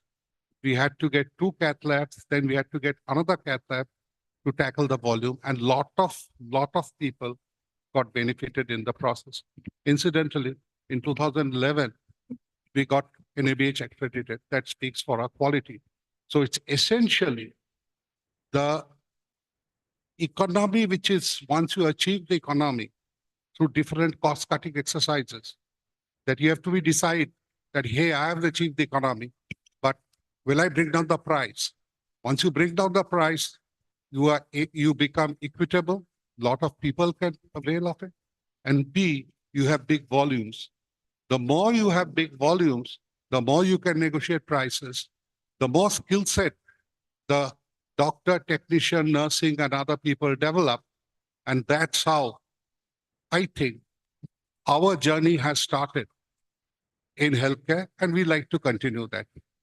Thank you. Great point. So Dr. Sajan actually talked on how to balance the economical E part of it. Yeah, the next question is to Dr. Debashish. This is on efficiency. Sir, can you share your views on how organizations can best manage resources efficiently to maximize efficiency? Obviously, this session is about challenges, and as we referred to at the first place, cost is the first thing which is a big challenge for us. And so also is the transparency and the opaqueness of the system and the scrappy nature of the healthcare distribution. Now, if we have to, we know we have less money, we have less human power, we have less technology, we have less doctors. But having said that, I think given these limitations, if we were to make ourselves efficient, the one thing that India has really developed over this period where we can all look forward to is the digital healthcare system.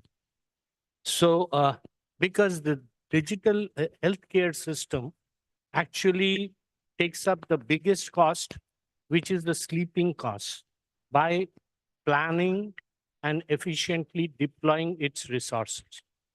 And the second thing that a system does is it standardizes its practice for the safety and quality of its patients. The third thing is the system does is it removes the opaqueness and creates transparency across the whole system. At the same time, when every procedure in the continuity of care is carried forward, it keeps on documenting. And these are valuable inputs to evaluation and also governance. And essentially, governance can also be trimmed and be more effective rather than elaborate. Because I come from the eye care space, and we have smaller hospitals which are distributed across the state and obviously remotely located too. And we find that we have incorporated digitalization, and it helps us to remotely control everything easily.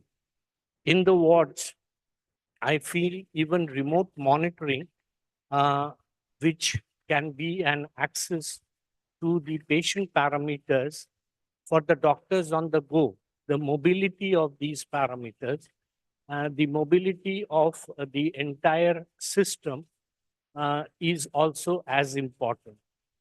And why I strongly emphasize on the adoption of the digital healthcare systems, because maybe we find that it is difficult for the existing large brownfield organizations to really implement it. But the green fields can definitely come up, because I see that the smaller hospitals probably fare better in digitalizing their system rather than the real giants. So having said that, I think if we put the digital healthcare system, it will definitely reduce all these barriers to access. And as the digital story goes forward, I think the patients will also, because it is not from the patient side that the uptake or the patients or the system doesn't get aboard. It is mainly from the institution or the doctor's side that we lack this initiative, or it is probably the individual mastery or the attitude of servitude, which probably makes this healthcare systems as it exists more scrappy and unidimensional. So that's the story we would look forward. Yeah, Dr. Debashish, a lot of things finally end up with, digitalization. So thank you for sharing your insights. Over to Clyde. So, to get these 4 E's, one E we need to look at is electronic, going electronic. One, now coming, to the next E, the very big E is of equitable. So when I Googled up Mr. Prashant, what I looked on the Google was, their mission statement. Our hospital is moderately priced. So, both the rich and the poor can get treated. And then the thought came to my mind, can you tell us, how do you ensure, more access to greater percentage of our population? Because, our population is skewed, rural versus urban. And the second point is, how do you balance the expectations of rich versus the poor? Because the rich and the poor are not the same. And when you say, I have a system where both will take care, how do you balance those expectations? Is it better now? Thank you for the question. Expectations. So I think fundamentally we as a society have two major confusions. The first, healthcare is a fundamental human right. Absolutely true. So is food, so is housing, so is clothing, and so many other things. Now, if as a citizen of India, I have a fundamental right to food, do I have a card in which I can go to any hotel or any restaurant and avail a meal and flash my card and get that meal for free? The answer simply put is no. If as a citizen of the country, I have a fundamental right of having shelter over my head, do I have a card or a system where I can go to any building and say, this apartment I will take, thank you very much, for free of cost? It doesn't exist like that. What exists is a mechanism, a very good, efficient mechanism, where you have outlets like ration shops. You have outlets where very, very subsidized cost of food is available. Some parts of the country have 2 rupees for rice per kilo. And for those who want to avail those facilities, there's a very nice structured mechanism, which is authentic and which is actually working very well. Now, as a healthcare system, I don't think that this expectation is wrong, that humans have a basic right to healthcare. It's absolutely right. What is the missing link is in us to organize this expectation into delivery. Food part has done it, agro has done it. They have organized that people get free food in a certain mechanism. And those who want to avail of fine dining can go to a center like that. Those who want to avail free food can go to a center like that. Housing, we have the economical housing in which houses are available for a very, very fraction of a cost. And then we have the luxury housing and the mid-market, etc. But as a healthcare, when it comes to that service delivery, this is kind of confusion amongst the citizens, amongst the society, that I have access to healthcare should be at every place of delivery and at every level. No, all we need to do, probably we as healthcare providers also have a role in this to play, is to set the expectations in an organized fashion, not to correct expectations, no, but to organize how that expectation is delivered, how that expectation is met. We have UHCs, universal healthcare schemes, how to organize how that is delivered efficiently, just like ration shops. And then we have centers of excellence which provide very, very niche care at a certain cost, and how that is delivered to the customers who want to avail of that. Point one. Second, I think we are also grossly confused as a society. What kind of an economy are we? Are we a socialistic economy or are we a capitalistic economy pertaining to healthcare? Why? Because we are taxed as a capitalistic economy. All the duties, all the stamp duties, all the electric duties, all the company laws, ROC filing, GST compliance, this, that, everything is as per a capitalistic model. But when it comes to service delivery expectations, it is a socialistic model that we should provide at so-and-so cost, we should provide free of cost, we should do this and we should do that. So somewhere down the line, to set the expectations right, we have to organize not only the expectations of the healthcare as a fundamental right, but also the structure of the industry, of the sector. Are we a social structure or are we a capitalistic structure? I think if we set these two things right, a lot of models will come out which will ensure delivery of healthcare to the ultra rich to the ultra pure, ultra poor. Everybody can be serviced in a very, very systematic fashion. So this is the second E, setting expectations right. So once you set expectations right, it is easier to deliver this care. Hello. Yeah, Mr. Jayanta is the next one to answer. We respect your great exposure to government sector of healthcare and with regard to the cancer care. So the question is, the number of cancer patients, is rising. We have long waiting time at the government hospitals. In such situations, how it is possible to provide for ease? Okay. The journey of cancer management for any patient has two important timelines. One is from the diagnosis, then the staging workup and treatment decision. And the second timeline is treatment decision to start off or initiation of treatment. So let us first concentrate on how we can improve the first timeline. We can have a universal registry system with a consortium of hospitals where the patients are referred in a proper way, timely. And then after the patient comes directly, we can allot the patient to the disease management group, which should be taking care of the patient from the beginning. And then the further diagnosis and the consultations should be in hand so that the patient once comes in the morning to the hospital should get all the tests done. And in the evening, the consultation should happen. That will prevent multiple hospital journey for the patients and will reduce the diagnosis and staging workup. The team should follow the protocol. The national guidelines are there so that unnecessary tests are not done. And most importantly comes the pathology department where there should be enriched with immunohistochemistry and molecular pathology so that the diagnosis, broad diagnosis is pinpointed very soon. And then again, the last is all the patients should undergo disease management through the disease management group. Multidisciplinary team should see the patient and then the decision should be taken so that the bias is not there. So if it is done in a regular basis in a proper line, then this time is reduced. Then coming to the decision making, from the decision making to the treatment initiation. So there are two patient factors which we should remember. Three rather. One is give priority to those who are having early diagnosis or a better clinical outcome.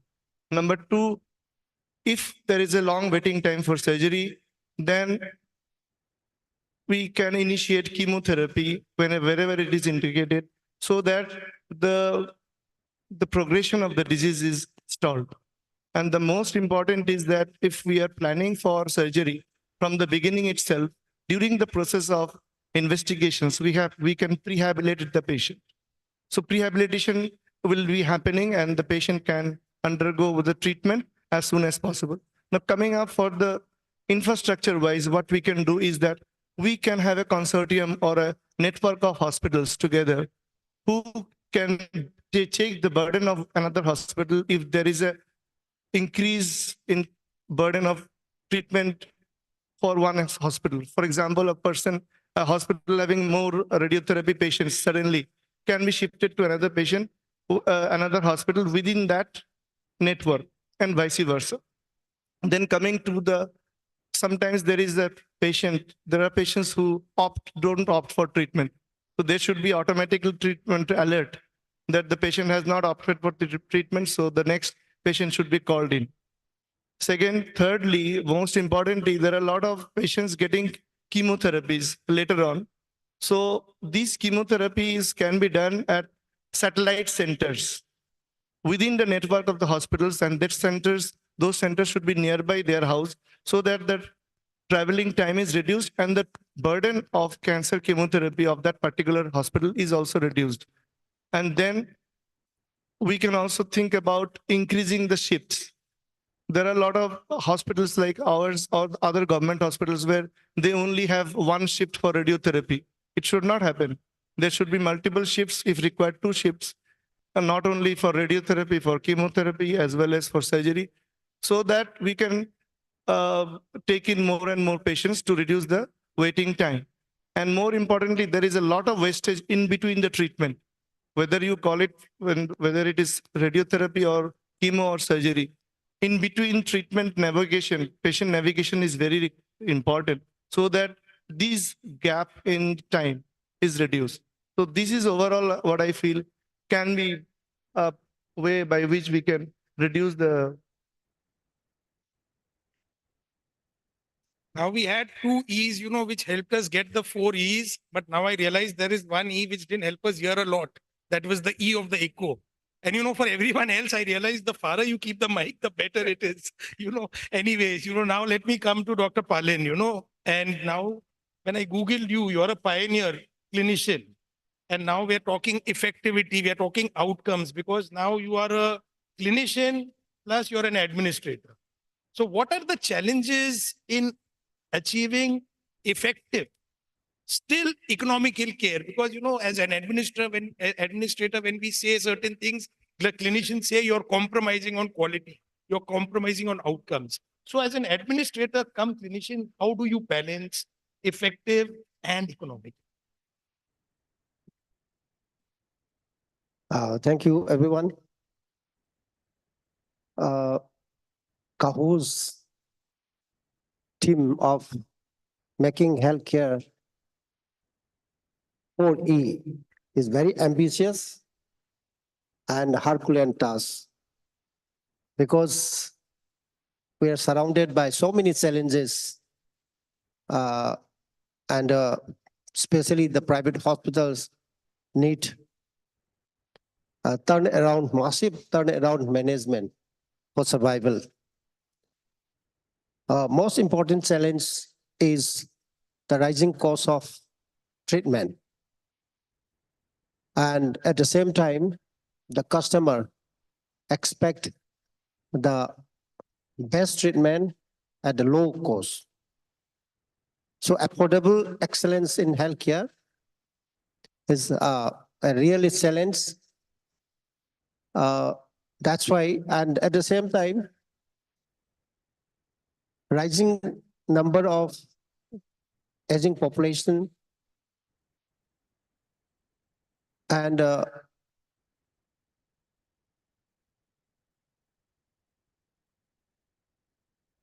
these are all adding to new technologies. These are all adding to the cost.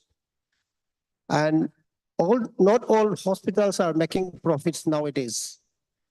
Some are being closed and sold. And USA, 600 hospitals are in the verge of closure. Here, I would like to give an example of our facilities, how we manage to be effective, low cost. Say, for example, laparoscopic surgery. Initially, we started with keyhole surgery of the gallbladder. We had to invest. We pioneered in Manipur. Then we had the problem of common bile duct stones. Then we had to install ERCP. Then we continued. We were pioneering and we were doing, but the number was very less. So we have added gynecology, we have added ENT, we have added urology, and we have added ENT also. So number of indications for minimal access surgery has increased. That's how we have managed to keep the price low. And we have done more than 40,000. Probably it is cheapest in the country. And another thing about maintaining affordable excellence in healthcare, the idea of one medical college in each district is very good for equitable healthcare. It may be a challenge for the private enterprises. We have a private medical college recently started 2021. And I feel that through volume treatment and the vendor negotiation, we can maintain the course of treatment as low as possible. Thank you very much. Thank you, Dr. Palin. Before we move to the next round, I have a request to my panelists. This is going to be a rapid fire now because we just have 8 minutes, 31 seconds left. And I had a question for Dr. Gyani and Dr. Vijay Agarwal, sir, but I may never be able to ask it. But this time, just one minute to each of us.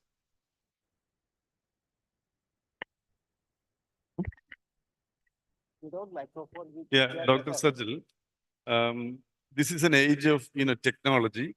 Once you enter the market, you have n number of solutions available. And definitely all these technologies have a great impact on your resources. So, sir, how do you balance between needs and wants?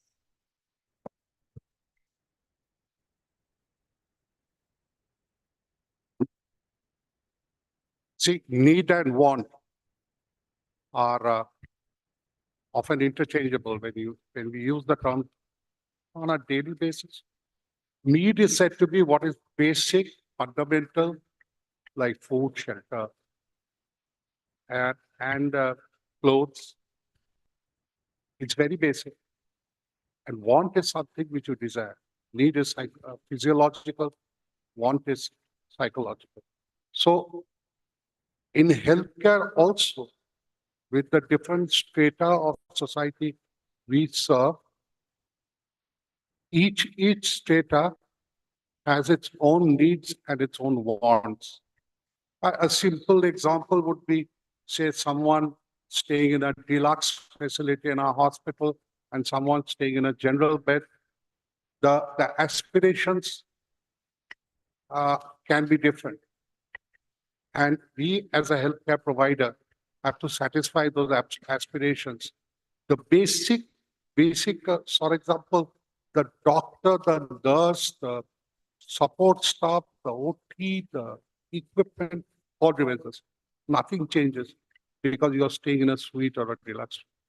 Only the adult services like providing an attendant, maybe giving him food as he wants, like he can order food from the kitchen and things like that gets added on, for which obviously he pays. But I think that's it. Sorry, sir, but it's like Rajiv Sardesai when all the panelists are there. Time is running out. I think in the rapid fire. Yeah. So to Dr. Palin, how do you balance use versus abuse? The challenges, because when we talk about effectivity, they say 1:5 nurse patient, but then people say, but we have to be economical. So 1:15 bhi chalega. How you balance that? 50 seconds. Balance between use and misuse. Like nurse patient ratio 1:5 versus 1:50.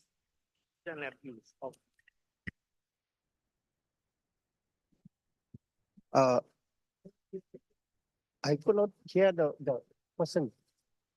You didn't get the question. Without the microphone. Oh, without microphone. How do you balance the difference between use and abuse? Because people say in the name of effectivity, I'm going to cut my nurse patient ratio to 1:50. Does it affect outcomes? Does it finish it? What do you think? Okay. Yeah.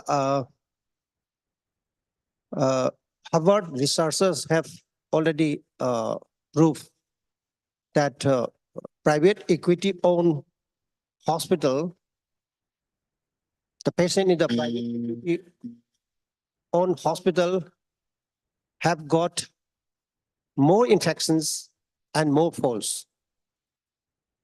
Might be because it is all because of the restriction in the infrastructure and manpower. And this has been already proved in USA. Similarly, rising number of aging population and also personalized care and NCDs, all demands for technologies and human resources. So particularly for this in India, India will become the diabetic capital in the next year. And the World Health Organization has already warned India that 63% of our death is due to non-communicable diseases. Massachusetts has already proved that yoga and meditation alone can reduce the healthcare expenditure by 43%. Okay, thank you. Thank you, Dr. Palin. Now to Prashant, what support and message you would like to give our healthcare policy makers so that we have more public-private partnership models that provide care that is effective, efficient, and equitable? So first thing is when a tender comes out, we have a time frame in which we have to apply. In every RFP, there's a time frame. But from the other side, there should also be a time frame in which the government has to confirm. We apply in 30 days or 90 days, but sometimes some governments take 6 months or 2 years. So there's a lack of planning, one. I will not repeat points about rate, payment, etc. But this is one important aspect which will determine that there is more response from the private sector. Second, in the PPP, let me add another P called philanthropy. In the public-private partnership and in the private-private partnership, if philanthropy, the fourth P, and this is a point I'm borrowing from Sachin Bajaj of Cygnus, he said this in another session that we had. If philanthropy is brought in as a CSR money can be used for building private infrastructure, then one party builds a building, one party builds the equipment, and another party runs the operation. That can be a very good PPP model, which can be considered. And for those who did not see, we have been given a gentle little tight nudge that we are supposed to now. But then still there is one question for the audience. Normally the audience asks us questions, but there is one question for the audience. And I would like anyone, Dr. Gyani, Dr. Vijay Agarwal, sir, any one of you to take it. How can forums, like CAHO, AHPI or accreditation bodies, how can they contribute positively to ensure the 4 E's of healthcare? And we have 1 minute, 41 seconds. And they're wasting time playing table tennis. You take it, you take it.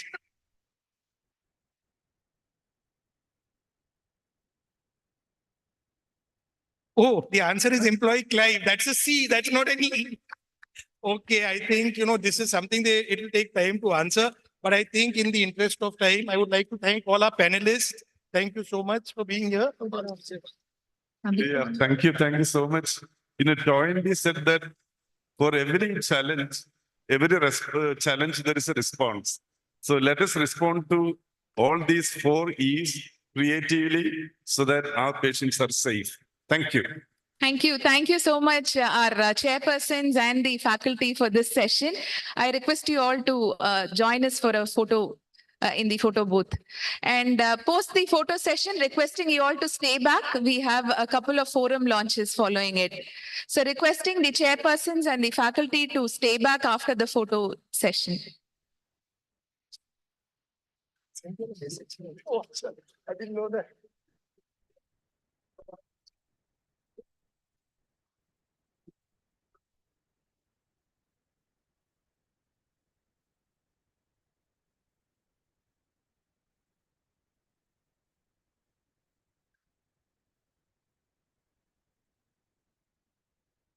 Thank you. Thank you very much. And now coming to the launch of the next forum, the Healthcare Sustainability Forum. We would have the pleasure of welcoming Dr. Vijay Agarwal, Dr. Lalu Joseph, Dr. Venkatesh Tupil for inaugurating this forum. And we would also request Mr. Vinod Kumar, Dr. Karan Thakur, the chair, and Ms. Preeti D'Souza, co-chair, Dr. Lalu Joseph as a mentor for the CAHO, and Mr. Arul also to join the dais, please. Also requesting Father Johnson and Dr. Clive and the speakers from the previous session to join us onto the stage, please. Father Johnson and the speakers for the previous session, please join us on stage, please. Requesting the video to be turned on.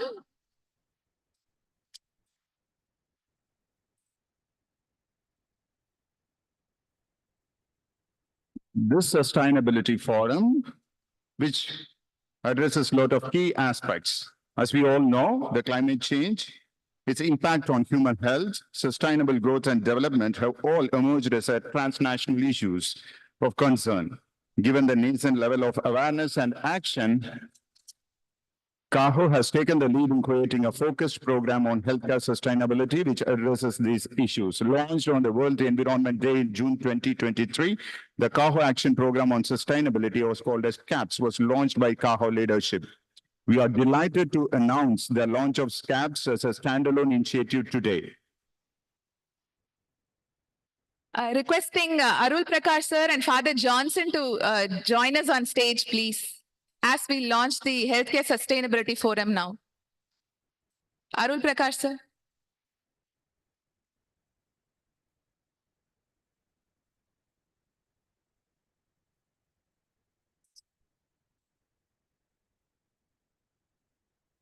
If the video can be played.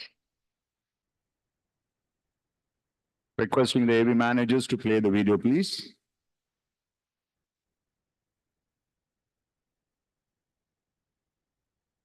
Okay, probably our applause will work better.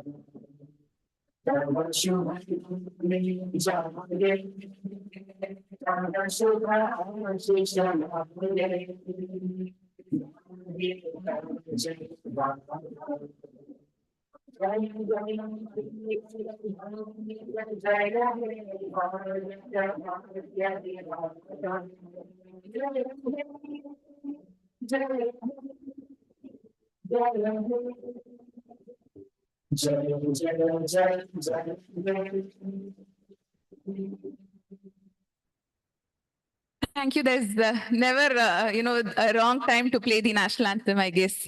Thank you. Next, we'll have the launch of a pharmacist forum.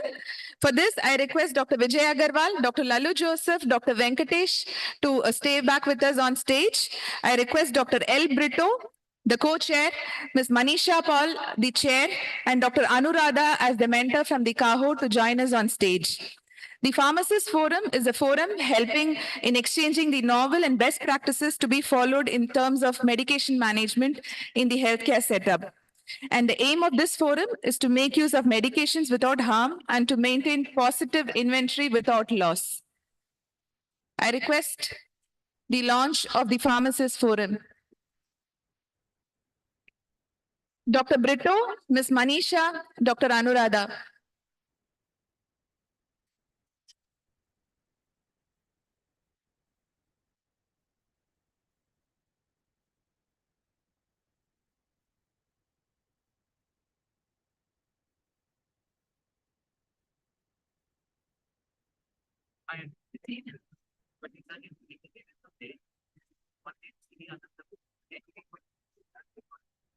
Thank you.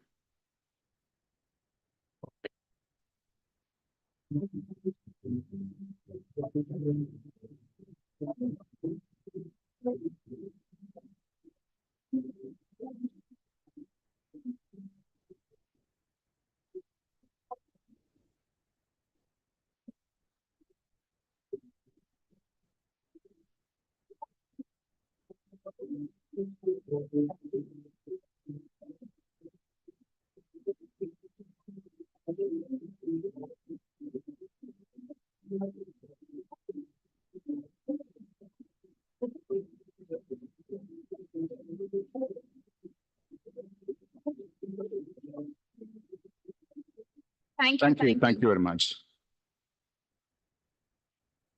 So moving on to the session 4, we know that the quality in healthcare cannot be driven only by the administrators and quality managers. To percolate into the ground level, to make a change in the society and the patients of people's life and other things, and improve the quality healthcare delivery, the clinicians has to get involved into it. For the commitment and for all the achievement that they have done in their respective field, they have contributed. We have 3 pioneers to discuss about how as a clinician they can bring quality into this healthcare system. For moderating the session, we welcome Dr. Alexander Thomas, Founder President, AHPI and CAHO, Patron of CAHO, to grace the dais.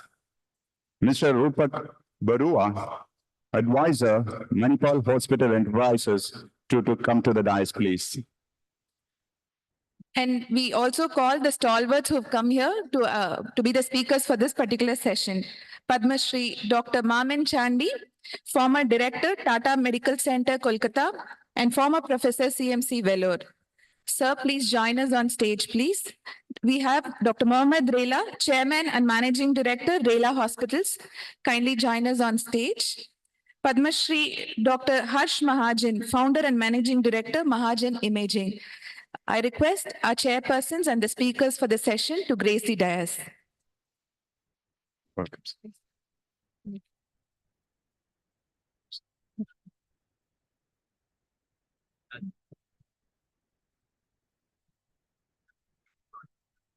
Thank you, I'm leaving.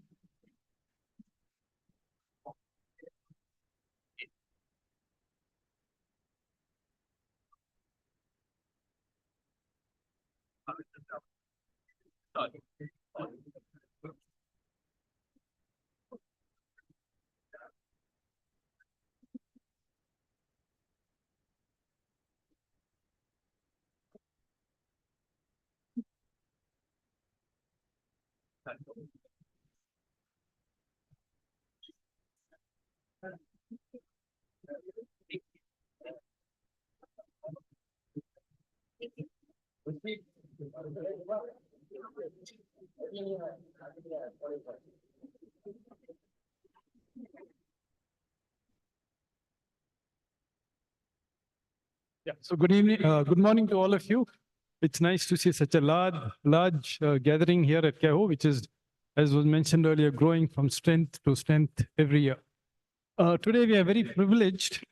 We are in the midst of three very eminent personalities in the country. In fact, their names are, the specialties are very commonly associated with their names.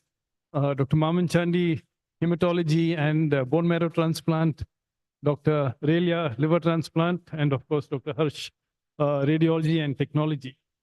So I think the three of them are very well known nationally, internationally, and I think through their work, through their pioneering efforts, through their hard work, they have made the healthcare in the respective fields affordable to many, and have impacted many millions of lives all over the country, not only in India. So without much ado, I'll ask Rupak for a comment, and then we'll get started.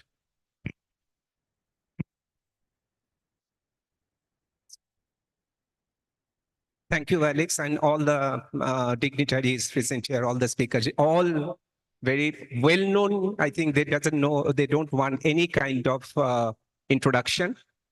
And the topic is your clinical grand round. We all understand, we all know what is the importance of this clinical, grand round in any hospital, because by fostering this, a lot of things they do, interdisciplinary, the departments and all collaborations and dissemination of all these your best practices and the cutting edge research happens on this in the healthcare sector. It's a great platform. So let us understand more from the three renowned speakers what they understand about this clinical grand round, and let us understand more and let us absorb. Thank you. Thank you, Alex. So over to the three wise men. Maman, if you could start.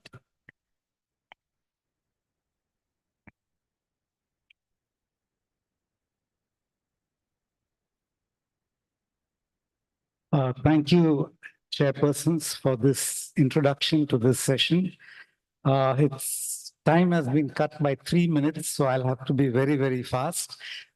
And the topic is making the 4 E's applicable to cancer care. Problem of cancer in India, you're all aware, 2022 statistics, 1,413 cases, 3 million deaths, 916,000 deaths, and 3.2 million who are currently in care. These are the different diseases which you see in men and women, which all of you are familiar, so I won't waste your time. This is the epidemiology of cancer in the world, and you can see that actually India is very low, whether that's because we don't diagnose or whether we don't treat more patients. You can see that we are light green here, whereas North America is dark blue. And this is in females. You can see we are pink, whereas the other countries which are more advanced are much higher. So whether actually the incidence is lower or that we're not diagnosing them. The main cancers in men, oral, stomach, lung, liver, esophagus. In women, cervix, stomach, breast, and oral cancer. If you go into the higher socioeconomic group, women, breast is the commonest cancer. In children, leukemia is the most common cancer, followed by CNS tumors, soft tissue sarcomas, and the rest. The future burden of cancer is going to be huge because our population is aging, and cancer is a disease of aging, and early mortality from infection has come down, life expectancy has increased, and among the affluent, in fact, in the UK, 1 in 3 persons, the cause of death is going to be cancer. We haven't reached that, but we will. India will have 1.5 million new cases in 2025, 1 million deaths, 1.6 billion will be the out-of-pocket expenditure for cancer, and Indians will spend 3.2 billion for cancer treatment. Equity. I think this is the most important question that we have to address. And is there a gap between what the rich can have and what the poor cannot have? The answer is yes. Why is that so? Because of unequal distribution of resources, education and social factors, access, and the huge gap between infrastructure and demand. If you go to a major cancer center, you'll find huge numbers of people waiting to be seen, and our infrastructure is inadequate. But that's not the story. The union budget of 2023, the allocation for health was 2.2%. Of our GDP is allocated government spending on health. This is woefully inadequate.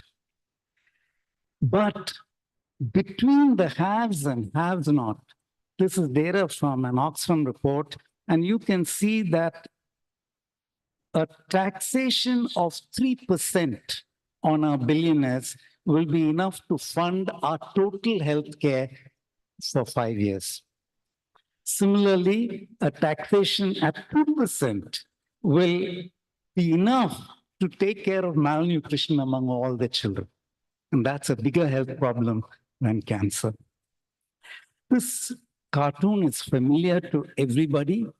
The reality, what equality means, and what equity means. Equity means the kid with the purple shirt is able to stand up and see the match. But that is not important. What is important is liberation, where you don't need the boxes to stand on, where you can stand up and watch the match, whether you're rich or middle class or poor. And that is liberation. And what we need really, finally, is liberation, where crutches are not required. Now, many years ago, I wrote an article on childhood acute lymphatic leukemia in India, management in a 3-tier society.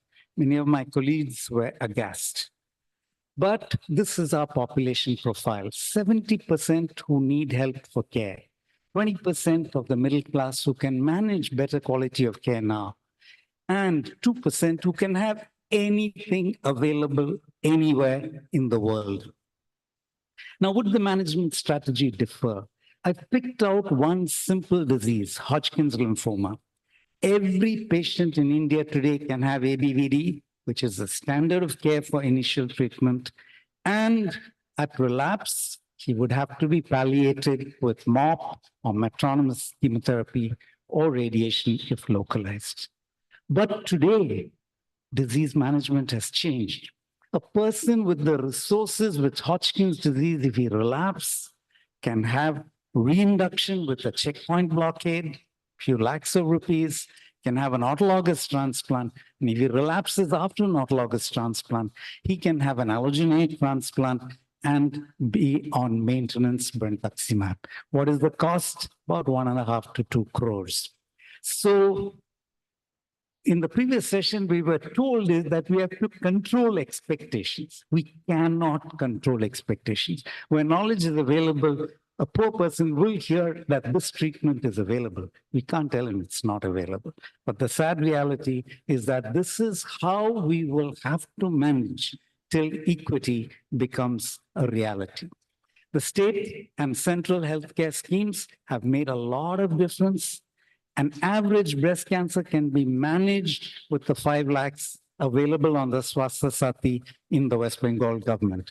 So it's not all doom and gloom. We are having resources available. What are some of the steps to handle equity in cancer care? We have to tackle social structures. We have to tackle our economy. We have to have more healthcare schemes. And this is something where the private healthcare sector can do, and that's differential pricing of services. We're already doing it. We need to do it more, and I'll give you 2 examples. Providing low-cost accommodation close to the cancer center. This is vital. Patients coming from the village cannot stay in Kolkata and have treatment. The daily cost would be impossible. This is the Tata Medical Center, which is a 400-bed cancer hospital, very close to where we are right now. It's a stunningly beautiful building, and you can see that. This is an example of charging only 10% above cost for chemotherapy, which costs more than 1,000 rupees. Can you see that? It's 23 crores of discount given in the year 2021. 23 crores of charity given just by changing this way of charging. So this is something we can do. And this will happen only if we consider healthcare not as an industry. As an industry, yes, but with caveats. This is differential pricing of services. And you can see here that a CBC for the general patient is 570. It's 830 for a rich patient. When you go to radiotherapy, the costs go from 60 to 90,000. When you go to a complicated surgical procedure, from 60,000 to 130,000 surgeon's fees alone. So we must do differential pricing if we are to have equity. And this is the Premashriya built by CSR funding from Coal India, where we charge 100 rupees per day. So a poor patient from the village can have cancer care just because we've made it cheaper for him to stay. Second, we must make cancer care more economical. I've already told you about differential pricing of subsidies, reducing non-hospital costs for the patient. I've already shown you that, and reducing the HR costs. I went to Delhi 2 weeks back. The doctor, who's my student, was in a hospital where he was drawing 25 lakhs a month. Where is he now? He's moved to another hospital where he's drawing 40 lakhs a month. We cannot have this. India is looked at as a healthcare industry, and the dollars are shining in the eyes, but that shouldn't be what it is. CEO reimbursements have skyrocketed 1,400%. We can't have this. We can't have this in a sector where we have to strive for equity. How is India making cancer care economical? Firstly, molecular diagnostics. I'm proud of this. We can get the best molecular diagnosis in our country. This is the PacBio in MedGenome. And you look at the cost of BRCA in India versus in the West. You see from $300 to $2,000. So molecular diagnostics have become cheap, accurate, and quality controlled.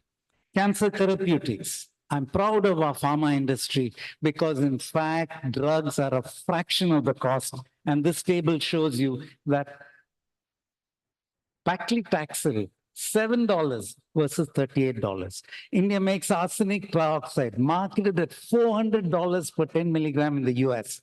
It's 400 rupees in India. And I'm proud that we had something to do about that. But we can't continue just copying. We have to have a robust research program for developing the drugs of the future. And targeted therapies are now out of the world. There's no question of saying, I can give this to everybody. The costs are insurmountable. Bone marrow transplantation is an area of my expertise, and we are able to do a transplant at 25 lakhs in India, whereas the lowest cost in the US is $250,000, right? So we can provide state-of-the-art care at reasonable costs. The Tata Medical Center is the first center in India to get FACT accreditation for its bone marrow transplant program, and I'm proud of that, because the accreditation means we are documenting, we are looking at our systems, and we are making changes as and when we need. This is the press release with FACT. CAR T-cell program, just yesterday in the paper, you had the announcement that whereas it's 8 crores in the US, can be done for 25 lakhs in India. This is our facility at the Tata Medical Center. We have to make healthcare more efficient. How do we make it more efficient? We have to have a 3-tier system. And this is the pathway, which is currently too difficult for patients. We have to improve on the pathway to make it more efficient. To make cancer care efficient in India, we need infrastructure. You cannot avoid waiting when you have 80 patients to see one medical oncologist, right? We need to have systems which are implemented. We need to have defined tact for everything, reduce waiting times, make our cancer care patient-centric, and proper distribution of services. We don't have enough imaging and radiotherapy facilities. How do we make it effective? Number one, every cancer must be treated as a protocol. And as was mentioned, DMGs must look at the protocols. Our outcomes must be analyzed, and we must see where they were keeping up with international best care. Cervical cancer prevention. So India needs to spend more on prevention so that we reduce the burden. Tobacco cessation and cervical cancer are 2 examples.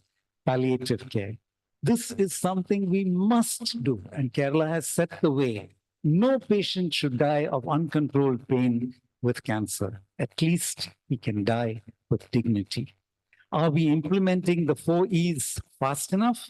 We are, but I think not fast enough, and we have to do something about it. Thank you very much. Thank you, Maman, for that very crisp but very realistic presentation. I think your track record, both in CMC and in Tata, precedes you, and you've impacted so many lives. Having said that, I think most of us here are from the private sector. I wish the government takes you on as an advisor to implement how to raise funds for healthcare. But at the present time, we all feel that the private health sector is doing what the government should be doing. And we are negotiating with them to see how we can ensure that healthcare providers are also sustainable as together we tackle this, the major issues in the healthcare sector. Due to paucity of time, I will now request Dr. Elia for his thoughts.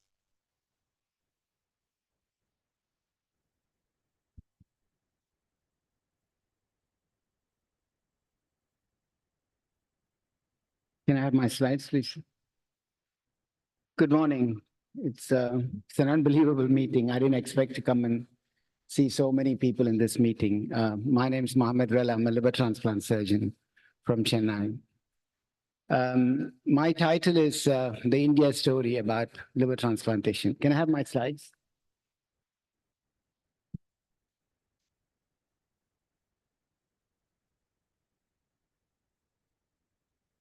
Yeah.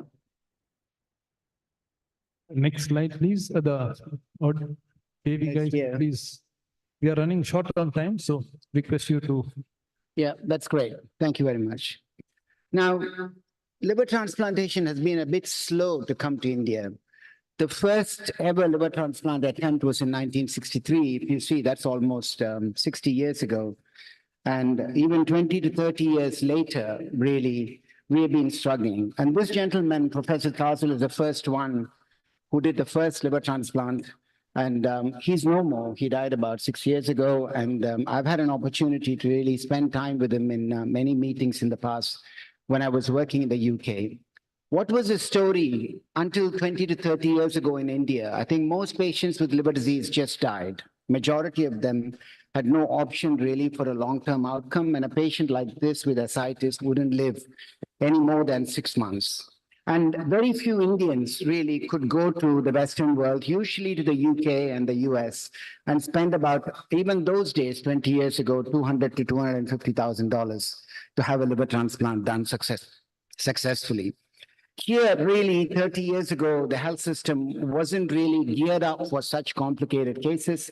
I mean, part of the reason was funding. Most of the big operations before the private hospitals came were done in huge government institutions.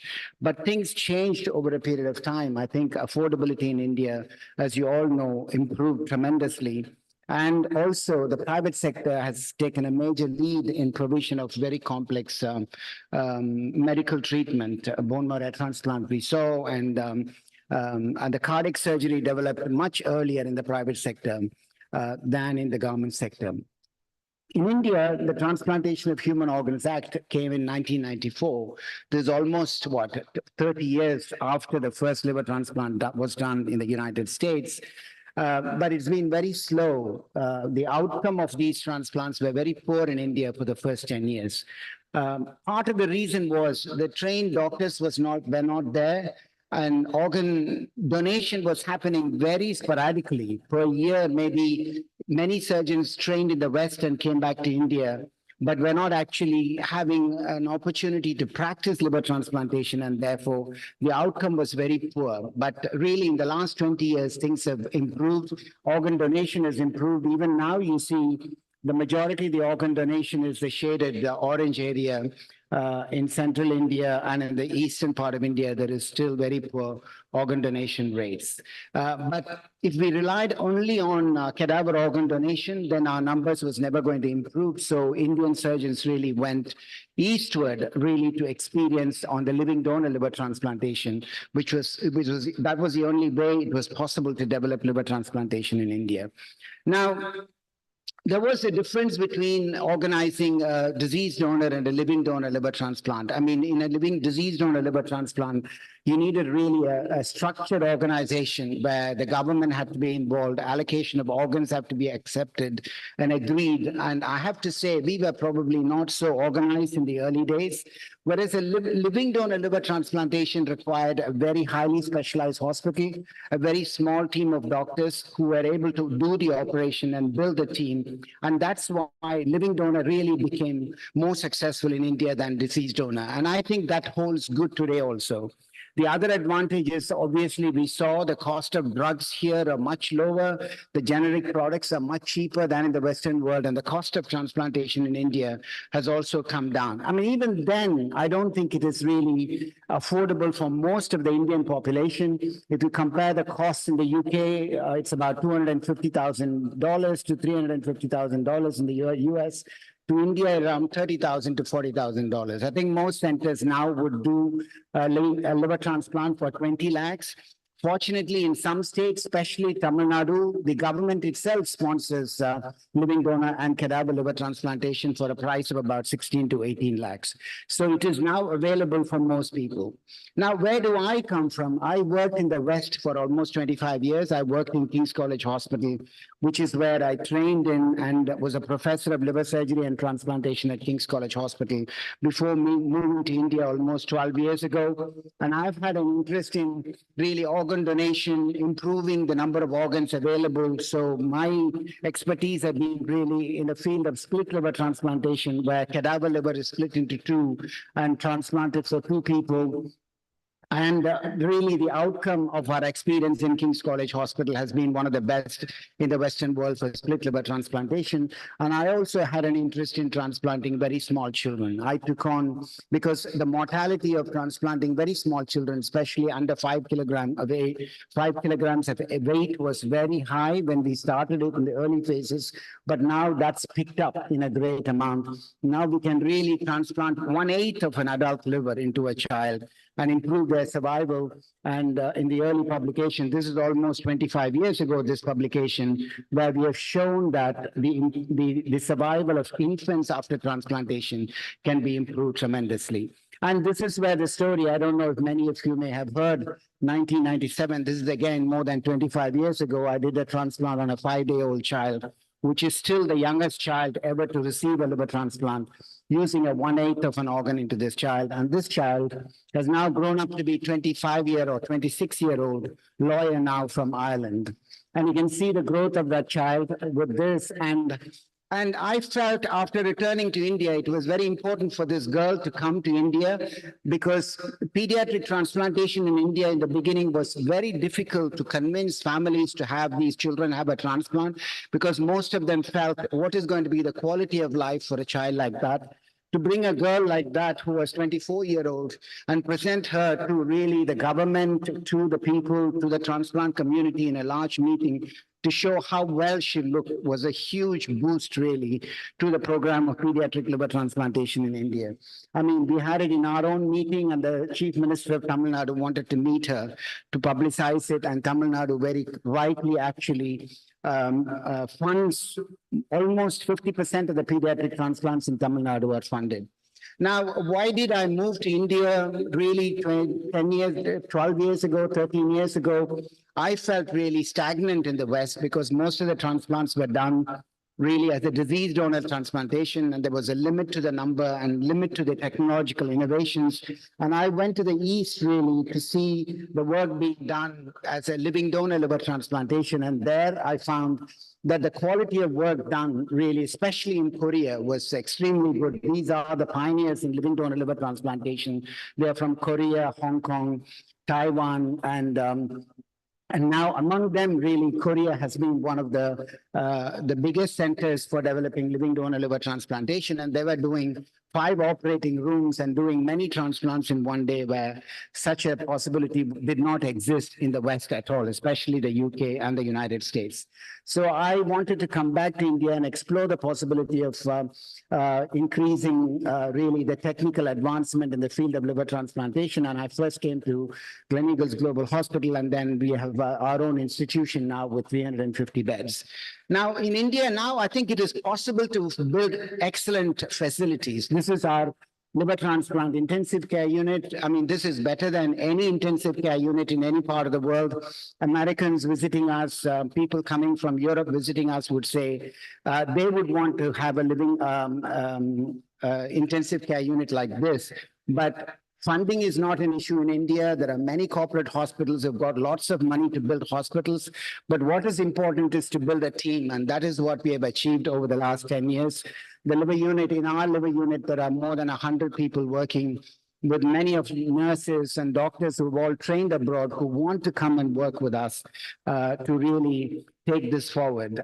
Since I've been in India for now 12 years, we have done over 3,000 liver transplants, and I've been fortunate to work in Tamil Nadu, where even disease donor liver transplantation number has been quite decent. In most of the rest of India, I think in Maharashtra and Telangana, the numbers of DDLP is also improving to an extent. And I've been able to replicate what I was able to do in London. Our pediatric liver, we do more than 100 pediatric liver transplants a year.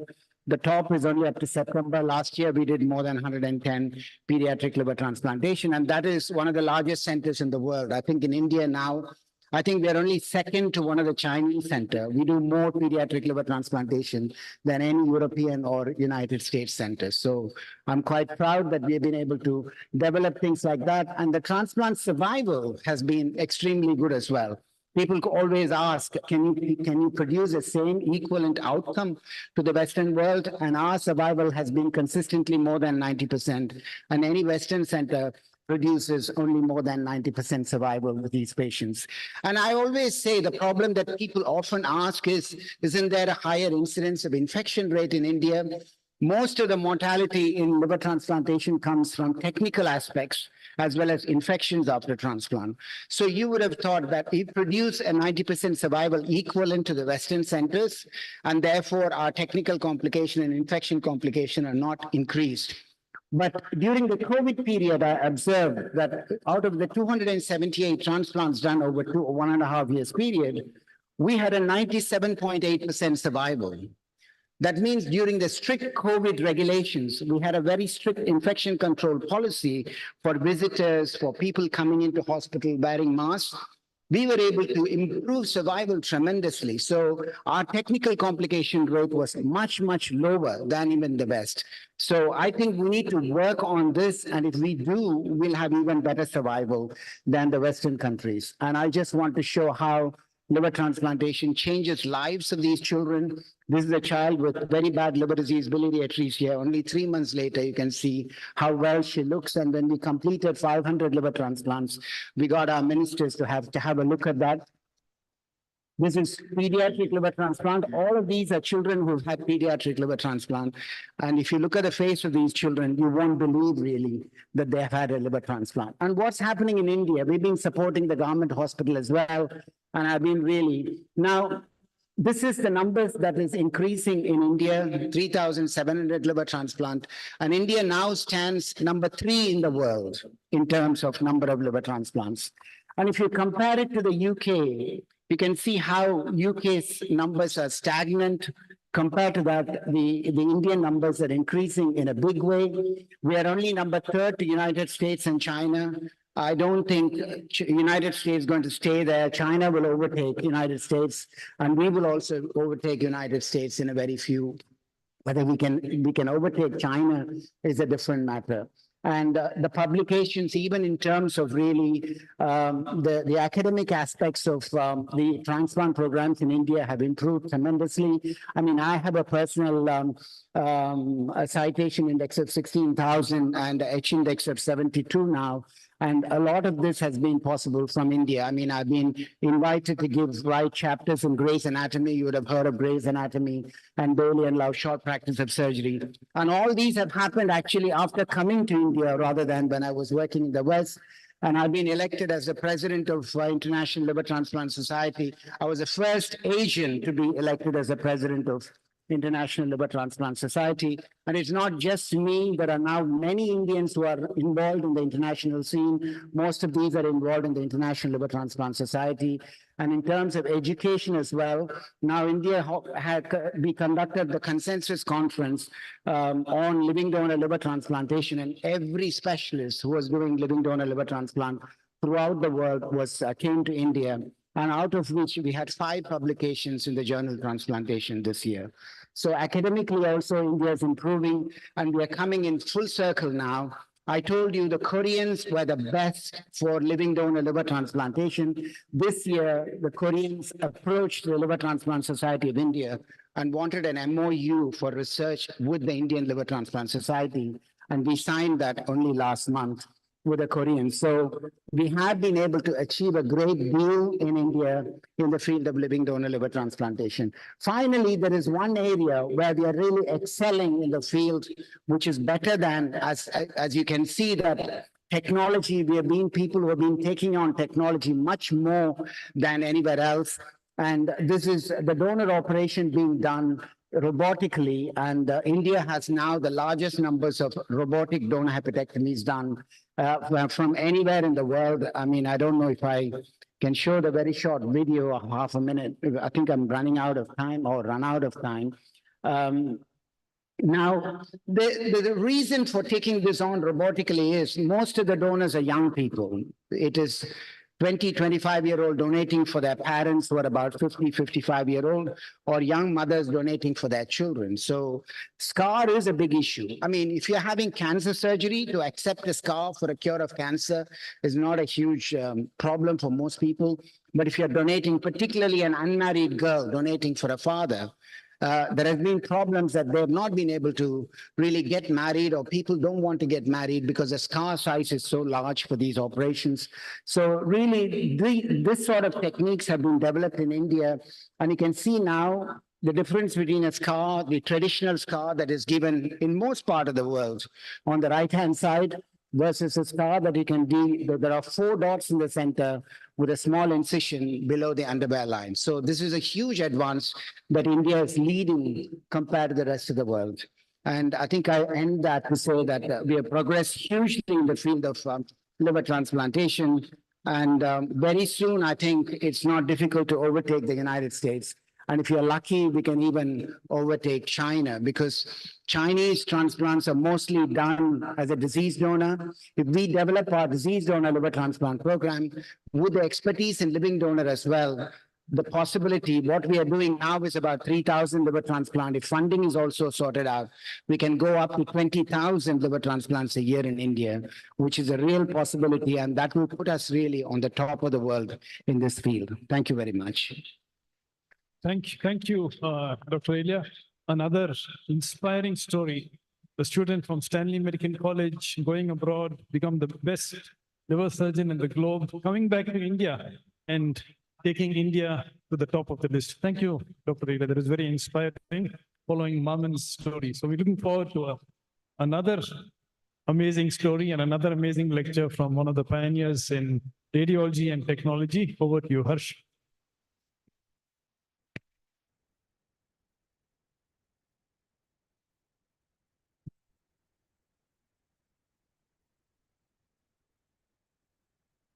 Thank you very much. It's an honor to be here, but a tough task to follow 2 stalwarts who've shown where India is today and where they envisage it to be in the future. Now, my topic is on diagnostics, leading the way. We all know that without a proper diagnosis, it's impossible to treat, especially the specialized diseases that we just heard about. Today, what I'm going to take you through is what probably is the future, maybe even the present, in a disjointed form, integrating of diagnostics, which I think would interest the audience here, who comprises the top thinkers and administrators of hospitals in this country and from outside. Now, what is integrated diagnostics? It's combining pathology, lab medicine, radiology, nuclear medicine, genomics all together. We know that they have mutual interdependence, but the touch points are very limited. What we need is deeply integrated workflows. We need to communicate much more closely with each other. And we need to move beyond the radiological, pathological correlation to correlating everything together. If we look at the word integrated diagnostics, it is gaining popularity. As you can see, a search on PubMed for integrated diagnostics shows an increase in results over the past few years, and this now is an exponential increase. What is the current way that we work? We work in silos. There's the treating doctor on top, and he's sending work to lab medicine, to pathology, to radiology, nuclear medicine, and to genomics. And each of the department actually works in its own silo. What we need is, in the ideal state, in the future, all of these being brought together through a middle layer, which I, for want of a better word, call the integrated diagnostician, who would be between the treating doctor and these multiple departments. Ultimately, a treating doctor sitting in his OPD, getting reams and reams of paper, so much of data. Why should he need to spend so much time trying to put together all of them and trying to reach a conclusive diagnosis or multiple diagnoses or differential. There has to be in the future, as the technologies increase, as data becomes more and more, someone in the middle to be able to digest all of this and give it to the clinician to make sense of. Now, what are the challenges of this so-called integrated diagnostician? It is said, India, 1.4 billion population, we have too much of data, both in volume, variety across patients, diversity across modalities, across departments, too much data for human processing. But what is the reality when we actually go and try to find this data? We realize there's too little data. And you would look at that if you were to look internally in your own hospitals, you would realize that available data is unstructured. It can be in free text form with person-to-person variation. Doctors, as it is, have terrible handwriting by and large, and it's impossible to make sense. For some AI tool to be able to make sense of it, this seems pretty difficult. Then data within the same hospital itself is broken. Then we as doctors want to possess the data. We say we are very reluctant to share it. This is my data. How can I share it with someone else who will make sense of it? So within hospital systems, across geographies, and most importantly, there is lack of normative data, be it for a CT scan, be it for an MRI, be it for genomics, be it for lab medicine. We are following traditional landmarks, which of course do get updated time to time. Blood glucose level of this taken from some Western literature, and that is what we actually try to do within our own country. There is a tremendous lack of normative data. Now, COVID-19, I think, was a case for learning, for realizing the world went through its greatest crisis. And despite honest attempts at sharing data and experiences and learning from each other in the 2.5 years of COVID, yet the tools and regulations for sharing, analyzing, and decision making across the world were far from ideal. Could we have controlled or limited the impact of this pandemic if more robust methodologies or engines of rapid data sharing and disease response were in place? Possibly. The answer is yes. Across the world, thousands of groups created AI algorithms for chest X-rays, high-resolution CT. But did they really make a difference? The answer is still maybe. What can we learn from this and from this apparent failure when the intent of everyone across the world was right? I think the learning is we need to collaborate. Without that, we need to learn from each other's experiences and be able to become better. Does the solution lie in using artificial intelligence? Maybe. But there are too many algorithms, and since we at Margin Imaging and Labs and Caring, our research division, have worked in this field for the last 8 years, we know that there are too many algorithms and no easy way for clinicians to access all of them. Also, the algorithms are too narrow. They are too niche. There is varying anatomy for which there are different algorithms. There are different algorithms for different modalities, X-ray, ultrasound, CT, PET CT, for pathology, chest. Is it for looking at pneumothorax or for looking at pleural effusion or for looking at lung nodules? All of these are very different and would need to get integrated as we go forward. And at the current point of time, 2024, most algorithms ignore the clinical and the lab parameters. They are just in radiology based on the image. And similarly, in histopathology, current AI analyzes images, not patients. And that's the limitation. And that's the limitation we have to overcome, possibly with the new learning models that are coming in, ChatGPT and what have you. Also, there is no easy way to test AI. AI that works well in one hospital may not work as well in another hospital just across the road. We have limited real-world evidence, and clinical workflow integration remains a challenge. It is quite a nightmare for the administrators and the IT specialists. AI solutions need to overcome technical and integrative shortcomings to be clinically valid and acceptable across the board.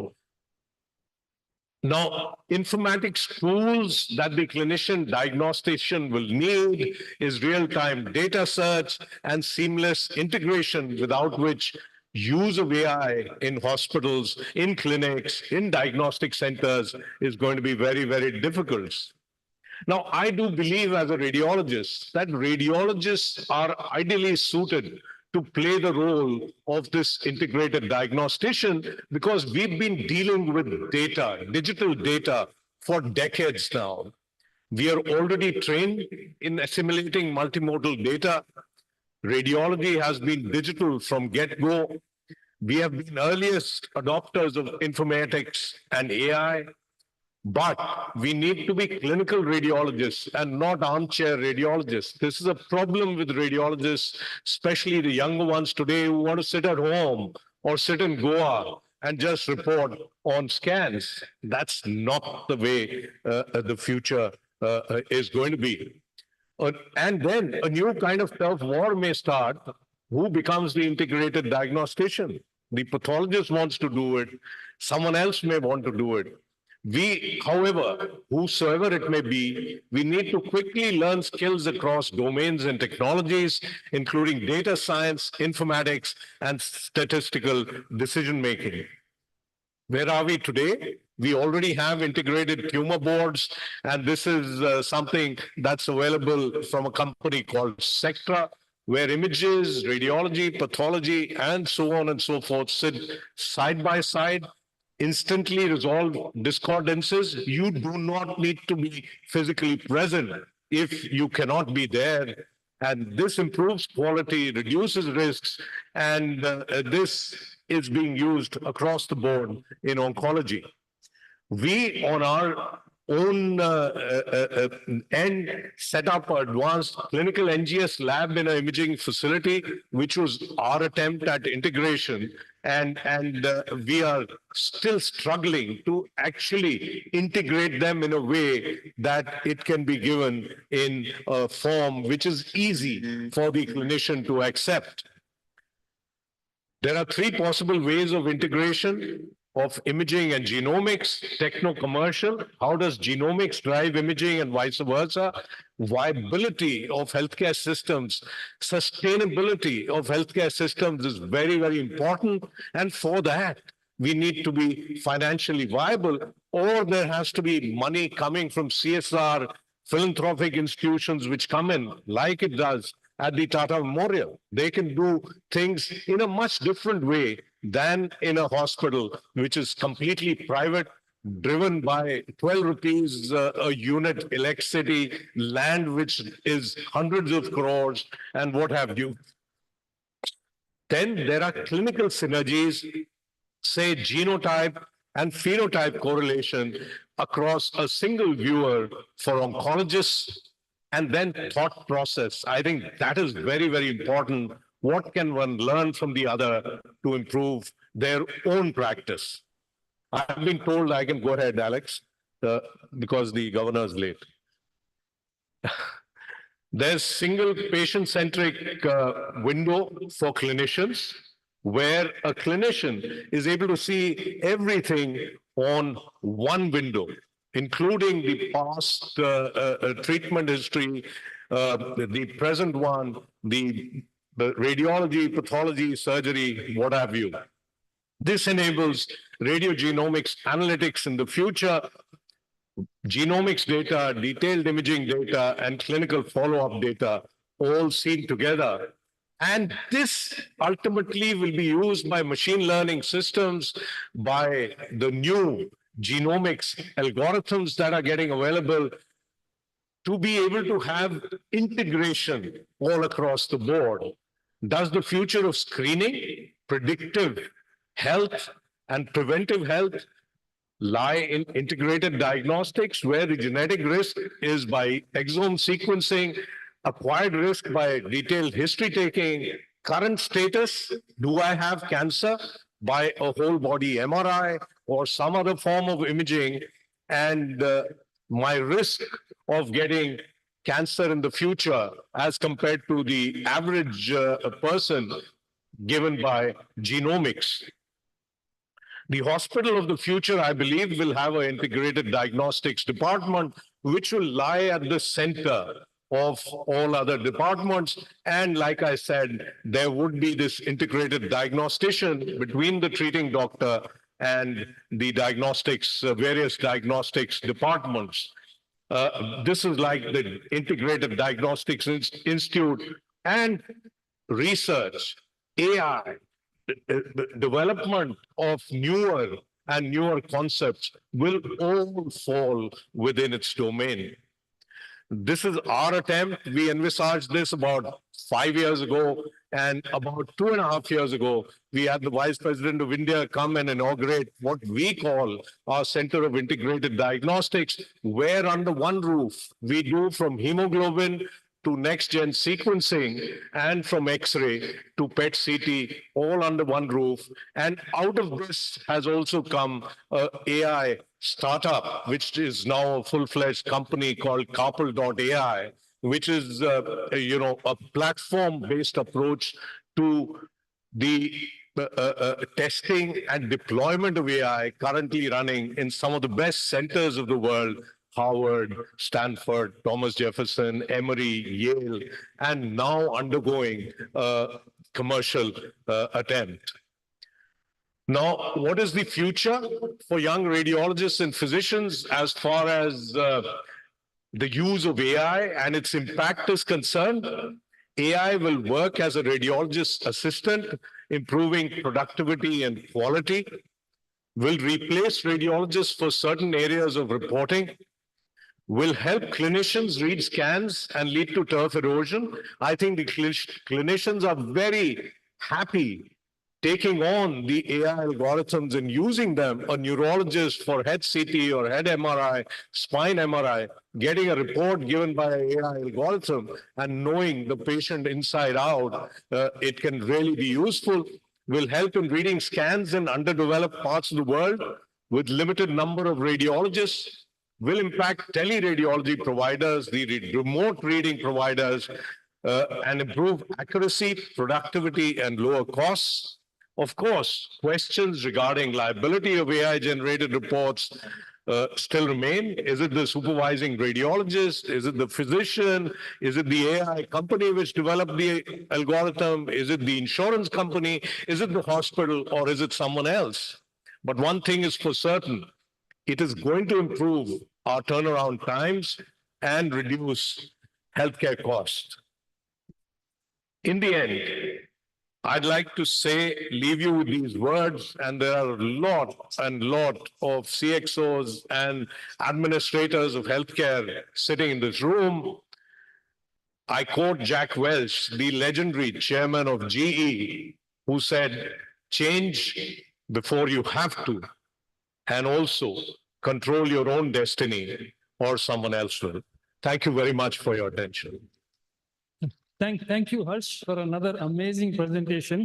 Many of you may not know that Harsh Center was the first center to set up, one of the first centers to set up an MRI in the country, much before All India Institute of Medical Sciences. And apart from being a clinician and a pioneer in this field, he also works behind the scenes to help in policy. And we are looking forward to working together, coming up with a project recently to see how we can reduce maternal and child mortality, and we look forward to that. So I think it's been an extremely inspiring session. And on behalf of CAHO, on behalf of all of us, I want to say thank you to Dr. Elia, to Dr. Mamin, and to Harsh. Thank you very much on behalf of CAHO. Thank you, sir. I thank our chairpersons and our speakers for the day, requesting you all to stay back as we have a couple of launch programs happening. Now we invite Dr. Parag to take hold of the reins, please. Dr. Parag, the podium is yours.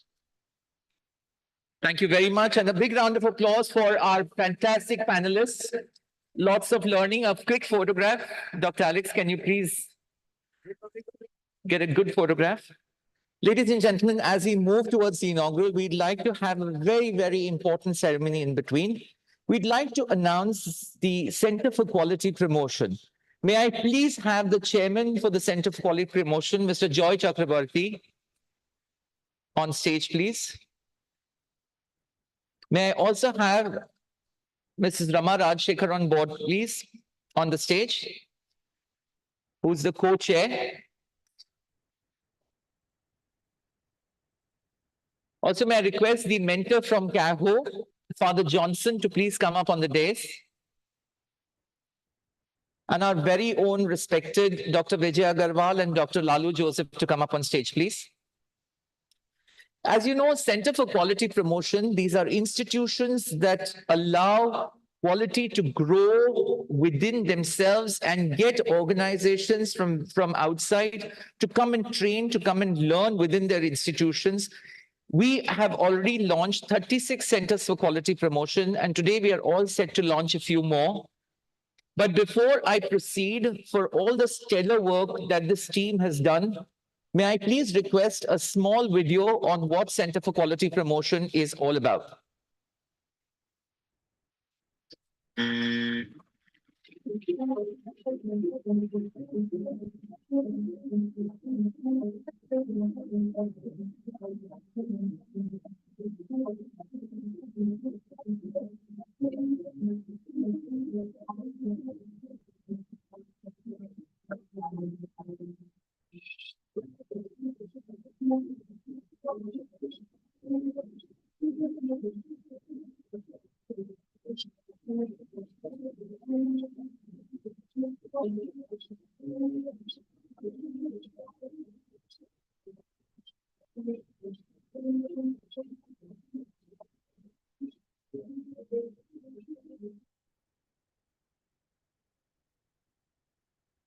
Gentlemen, please put your hands together as we go forward. May I request Joy, Ramaji, please stay on stage. Please stay on stage.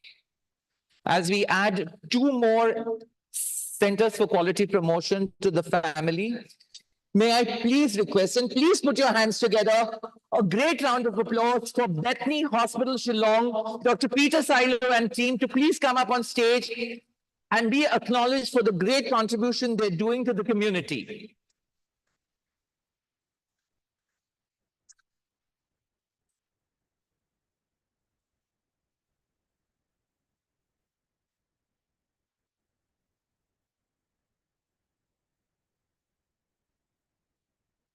Ladies and gentlemen, for these centers, the applause should not stop.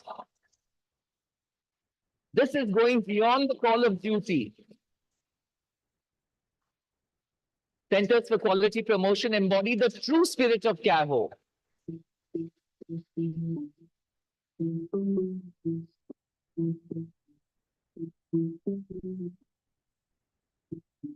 I can't hear the applause, ladies and gentlemen.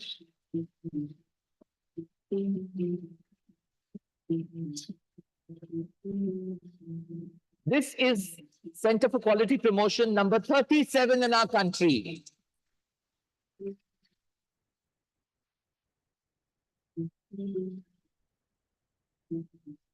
Thank you, Dr. Peter.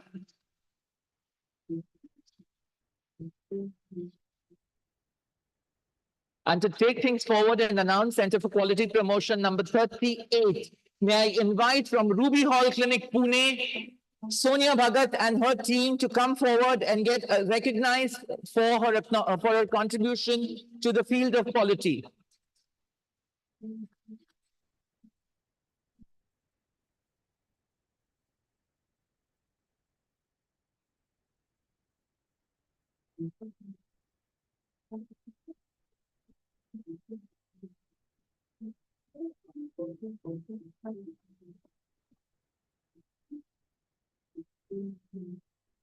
Sonia Bhagat and team. Unfortunately, the CEO couldn't make it there today.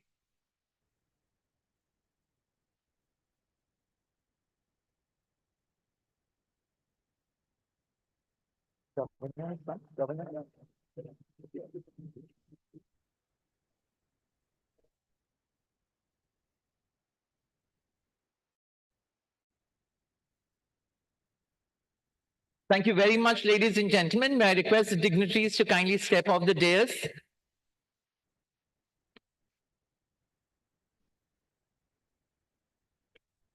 Yesterday.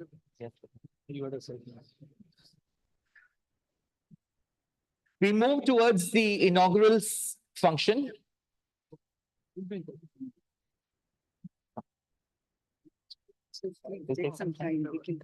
Okay. Ladies and gentlemen, as you're aware, CAHO gets into alliances with organizations to further the cause of quality, not only in India, but across the globe. We would like to launch 3 such alliances today. And to begin with, we'd like to launch the Pull Alliance and get the MOU exchange done. May I please invite on stage Dr. Manish Kohli, past chairman, HIMSS Board of Directors, CEO Beyond Horizon Health, Senior Advisor, Albert Stonebridge Group, Dr. Vijay Agarwal and Dr. Lalu Joseph to please come on stage to initiate this fantastic alliance with Pull.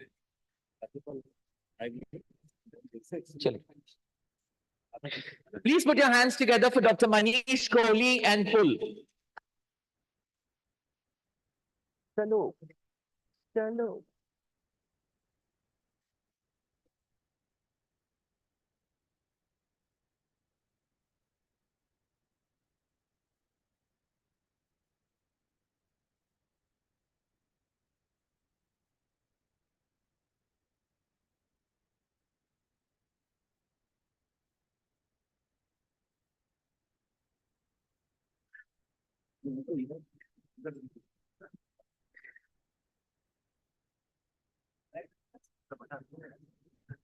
Thank you very much, Dr. Kohli.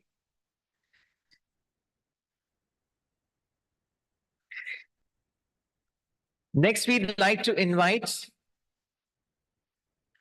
on stage the launch of the association with the Indian Institute of Public Health, Gandhinagar. Dr. Soman Saha, Professor and Head Department of Public Health Science and Dean Research and Training, IIPHG. Dr. Medha Vadhava, Assistant Professor. Dr. Apurva Kumar Pandya, Assistant Professor. Dr. Lalu Joseph, Dr. Vijay Agarwal, and Dr. Anil Chilimunta. Ladies and gentlemen, this is a very, very important association because this encourages engagement with students and their faculty in the field of research, academia, case studies, white papers in not only healthcare quality, in also healthcare management and operations. Ladies and gentlemen, please put your hands together.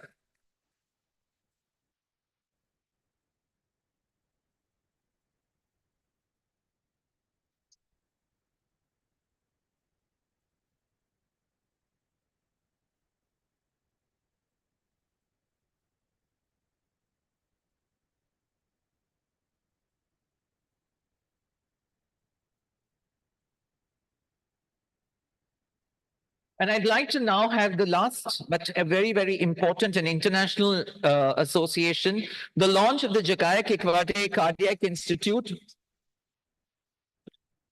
Okay. So we'll do it a little later. Dr. Kisinge, can you please just hold? Ladies and gentlemen, please put your hands together. May I request Mr. Rupak Barua and Dr. Vijay Agarwal to kindly escort our chief guest, the Honorable Governor of West Bengal, Dr. C.V. Ananda Bose.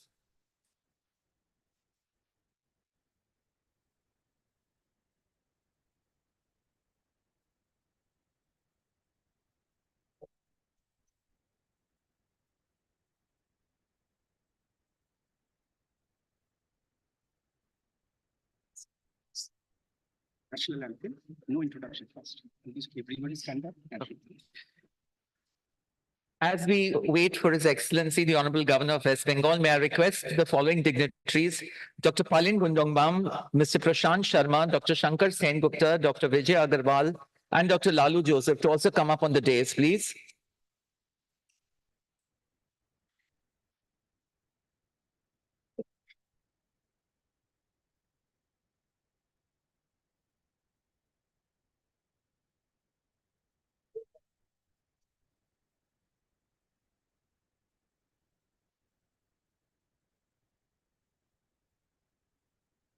Ladies and gentlemen, as you prepare to welcome His Excellency, I request you to kindly stand as His Excellency enters the auditorium and remain standing as we shall immediately commence with the national anthem.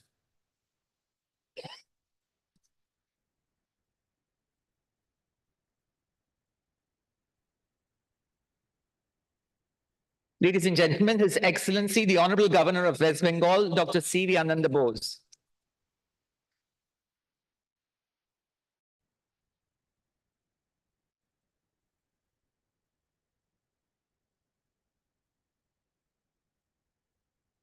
Ladies and gentlemen,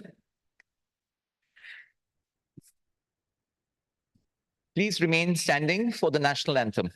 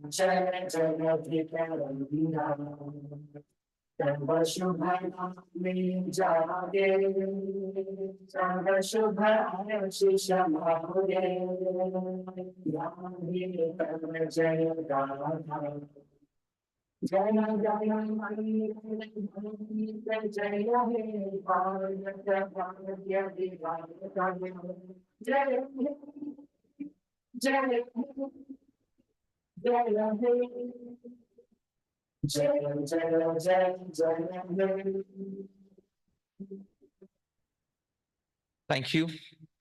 May I request Mr. Rupak Barua, Organizing Chairman, CAHOCON 2024, to kindly welcome His Excellency, Honorable Governor, sir, with a bouquet of flowers.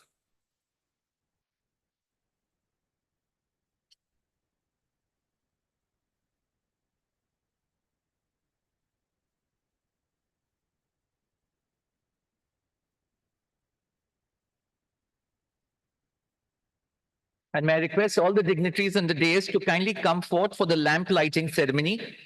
The lamp is recognized as a sign of auspiciousness in our culture. Ladies and gentlemen,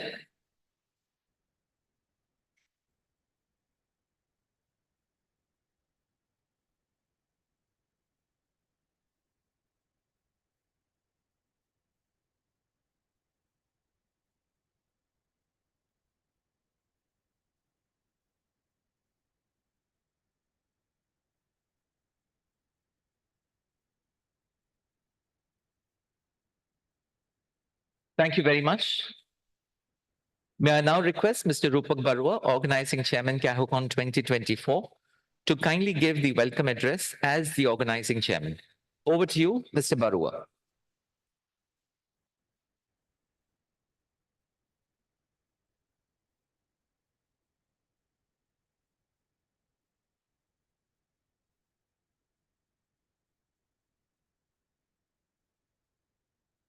Good afternoon, esteemed guests, delegates, friends, faculties, ladies and gentlemen. Welcome to the 8th edition of CAHOCON International Conference, and welcome to Kolkata, the city of joy. I take this opportunity to extend a warm welcome to our chief guest, His Excellency Dr. C.V. Ananda Bose, the Honorable Governor of West Bengal. It's a matter of pride and honor for us to welcome you, sir, to CAHOCON 2024. Thank you, Your Excellency, for gracing the occasion. As we gather here today for the inaugural ceremony of CAHOCON 2024, it fills me with immense pride and gratitude to welcome each and every one of you to this prestigious international conclave organized by the Consortium of Accredited Healthcare Organization, in short, we call it CAHO, and endorsed by some of India's most esteemed institutions such as NABH, ISQA, ASQA, QCI. CAHOCON 2024 stands as a beacon of excellence in the realm of healthcare. Over the years, NABH has catered to hundreds of healthcare organizations across India. Such a focus on improving patient safety and healthcare, but our healthcare quality standards do not rest only on these laurels, since organizations like NABH and QCI always strive to do better in their fields of expertise. The quality sector and patient safety are currently riding on a wave of positive impact that is indicative on a significant turnaround in the healthcare industry. Organizations such as NABH have become synonymous with quality and for being a boon to hundreds of healthcare service providers who are aspiring to achieve high-level quality standards for the healthcare sector. It is extremely encouraging to see that such organizations have taken several initiatives that contribute in creating an ecosystem for quality in healthcare. As we continue in our journey to improve the quality of life for 1.4 billion Indians, I want you all to take the lead and be the torchbearers to change in this journey where we overcome multiple challenges what we are facing. I believe that we'll work together to uphold and further contribute to the legacy of NABH, QCI, and similar organizations, many of which are present here today, and create a connections with the grassroots to embed the idea of quality in the DNA of each and every citizen across our great nations. It is because of such organizations that we all witness to a shift in more patient-centric care and improved clinical outcomes through an equilateral effect of credibility, transparency, and sensitivity within the healthcare sector. Our theme for this year's conference, Making Healthcare Efficient, Effective, Economical, and Equitable, summarizes our collective vision and commitment to enhancing healthcare outcomes for all. It is incumbent upon us to strive for excellence, efficiency, and equity in healthcare delivery system. Over the next 2 days, we will have the privilege of engaging with world-class healthcare leaders, healthcare professionals, researchers, and educators who will share their insights, experience, and expertise. The academic program at CAHOCON 2024 has been formulated in a manner that we can address crucial issues such as patient safety and quality in healthcare. At a time when it has become imperative to bridge the gap between healthcare sector providers and communities, we deliver our focused agenda will help in taking a deep dive and the major part is the trust deficit. Our endeavor is to empower the healthcare workforce with the necessary tools and knowledge to elevate patients' care standards and ensure safety through engaging discussions, workshops, and insightful presentations. I am also happy to let you know that we have included AYUSH as a part of this conference, establishing our commitment to recognize and integrate India's traditional and holistic healthcare practices into our broader healthcare system, to take a more inclusive approach to health and wellness. We look forward to invigorating discussions, groundbreaking research insights, practical solutions, and transformative plans aimed at revolutionizing healthcare and benefiting communities worldwide. As we convened in the vibrant city of Kolkata, with its rich cultural tapestry and robust healthcare ecosystem, let us not only focus on the exchange of knowledge and ideas, but also on forging meaningful partnership and collaborations. Kolkata, with its warmth and hospitality, provides the perfect backdrop for us to come together and chart the course for a healthier, more equitable future. I would like to extend my heartfelt gratitude to the Department of Health and Family Welfare, Government of West Bengal, for their invaluable support in hosting CAHOCON 2024. Their commitment to advancing healthcare in the region is commendable, and we are honored to have them as our partners in the organization. To our respective delegates, speakers, sponsors, and partners, I urge you to make the most of the opportunity to learn, connect, and collaborate. Let us leverage our collective wisdom and resources to drive positive change and elevate the standards of healthcare delivery, not just in Eastern India, but across the globe. This summit is more than just an event. It is an experience, a platform for learning, partnership, and personal solution. Let us evolve towards a future where healthcare is not just efficient and effective, but also economical and equitable for all. Together, let us embark on the journey of discovery, innovations, and transformation. Thank you. Thank you so much.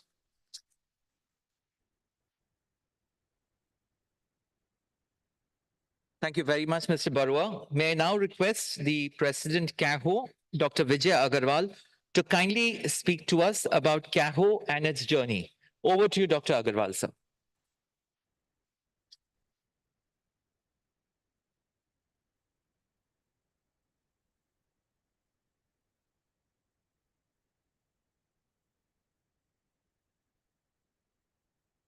So friends, on behalf of our patrons, governing committee, organizing committee, and my partner who has been serving this organization for the last so many years, Dr. Lalu Joseph, I welcome also our esteemed chief guest, Honorable Governor of West Bengal, to this 8th edition of CAHOCON, which is the annual gathering of the CAHO family, and that is endorsed by prestigious bodies like ISQA, ASQA, Quality Council of India, and this year, even by the government of West Bengal.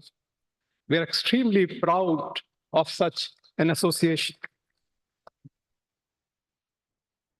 CAHO is an organization of healthcare institutions, diagnostic centers, and quality professionals to help each one of us together by synergizing their own energy in capacity building to promote patient safety, quality, and accreditation.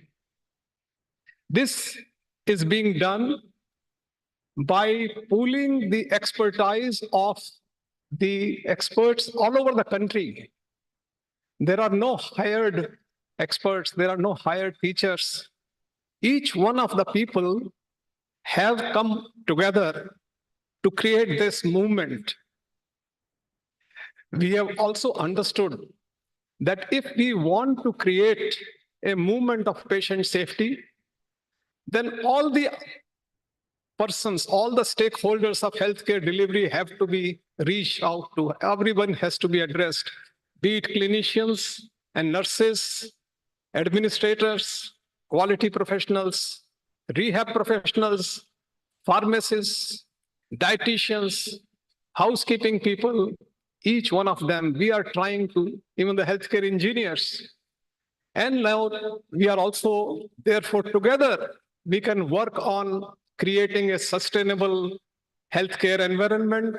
We can together see how to adopt technology, how can we make it more efficient and economical. The theme of our 8th annual conference, Making Healthcare Economical, Efficient, Effective, and Equitable, encapsulates a vision for transforming the healthcare landscape This theme underlines the urgent need to address the comprehensive aspect of healthcare delivery to ensure that it is not only cost-effective, but also operates at the highest efficiency, achieves the best possible outcomes, and is accessible to every segment of the society without discrimination. This comprehensive theme guides us towards a healthcare system designed to meet the needs of the population efficiently and effectively with a focus on sustainability and fairness. I am sure, ladies and gentlemen, we will enjoy the deliberations over the next 2 days, and we look forward to your feedback, because it is your feedback only which can help us to improve. There is no way we can make any event faultless or perfect. So when we hear only good things, that's not the thing that we are looking at. We want to know from you what is not good so that we can improve. So thank you very much. And thank you very much for devoting your time. Thanks. Thank you very much, Dr. Agarwal. And now I request our co-organizing chairman, CAHOCON 2024, Dr. Palin Kundongbam, to kindly felicitate Honorable Governor, sir. Dr. Palin, sir, and Mr. Barua also can join, please. Ladies and gentlemen, let the applause not stop, please. This is our very own Honorable Governor, sir.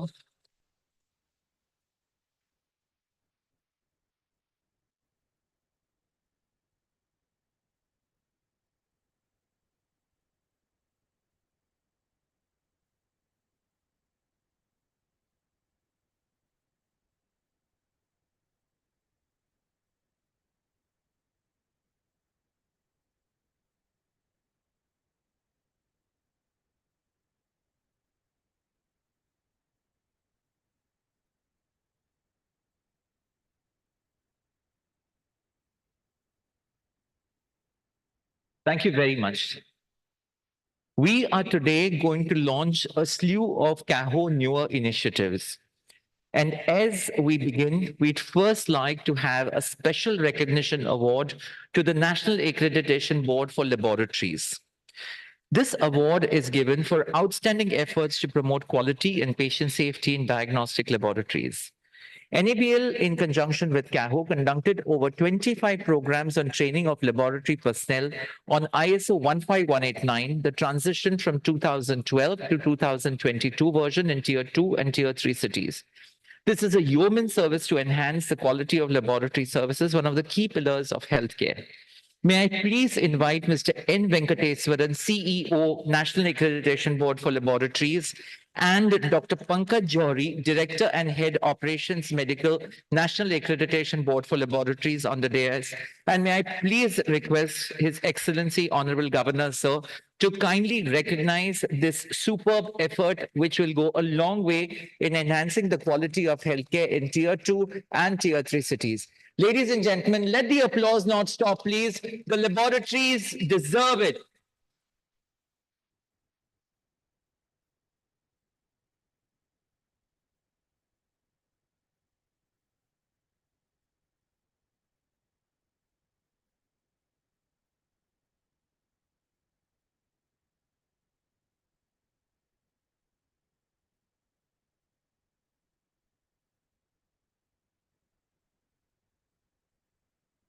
And one small thing that I forgot, and let's launch the CAHOCON 2024 souvenir release by His Excellency. May I please have the copies of the souvenir brought on board, please, on stage?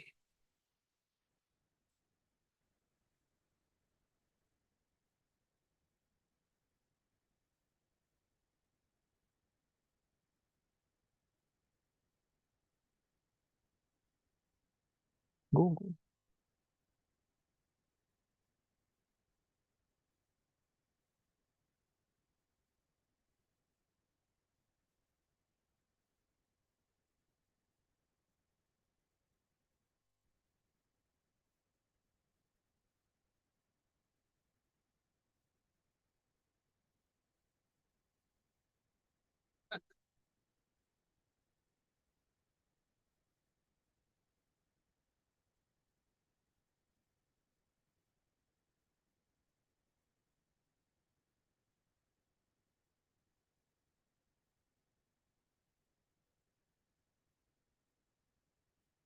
our very own CAHOCON 2024 souvenir.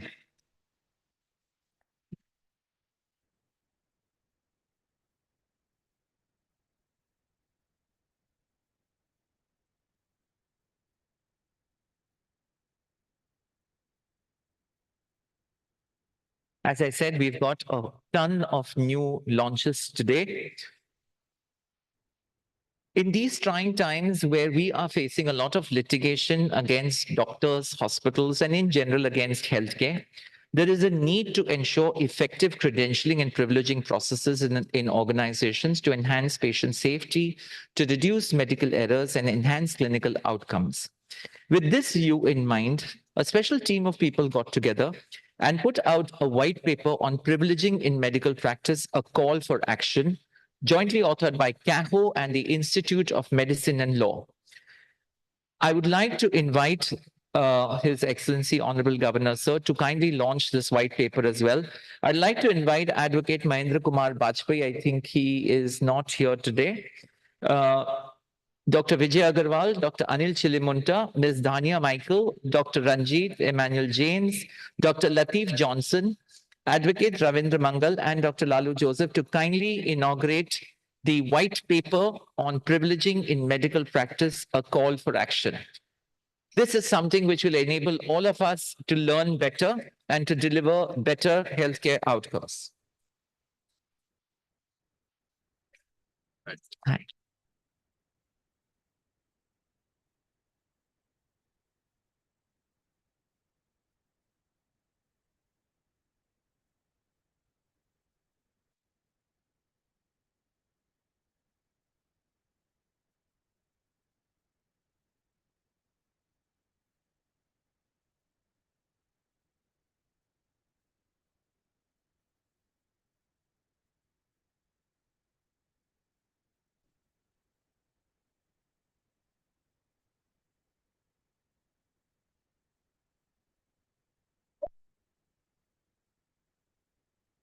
Thank you, ladies and gentlemen. The next white paper, which CAHO is proud to be associated with, is a white paper on patient-reported experience measures, a survey to evaluate the actual experience of patients who undertake our healthcare services. This survey, this PREM survey was undertaken in 17 clinical areas and piloted by 200 healthcare professionals across 450 hospitals before coming to a consensus. Today, we are ready to launch the patient-reported experience measures, and we are ready to hand over the white paper to the community. Ladies and gentlemen, kindly invite, I welcome Dr. Rahul Deshmukh, Dr. Nisha Nair, Dr. Pratish Ravindran, Dr. Malti M, Dr. Venkatesan, Dr. Ganesan, and Dr. Lalu Joseph to come up on stage for the unveiling of the white paper on PREM.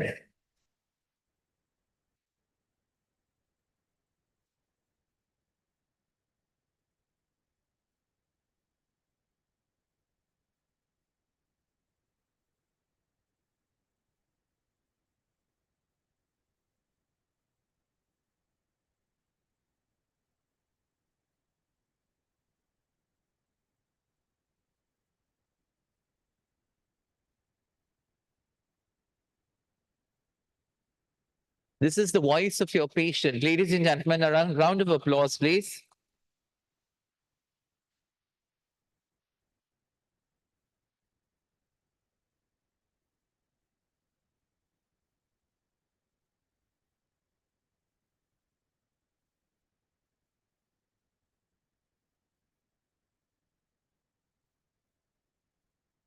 Thank you very much.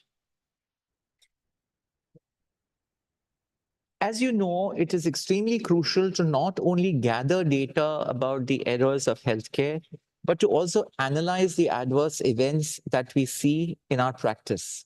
This essentially is done in order to enhance patient safety and improve the outcomes that we give to our patients. CAHO has been actively spreading awareness by having detailed compilation of these adverse events and healthcare errors. We have now come out with the second edition with a detailed analysis of adverse events and how we can prevent them. To release the second edition of Convert, I welcome on stage Dr. Vasundhara Atre, Dr. Babu Narayanan, Mr. Adil, Ms. Dania Michael, Dr. Anna George, Dr. Geeta Fulari, and Ms. Vaishnavi. Ladies and gentlemen, please put your hands together for this stellar group of professionals.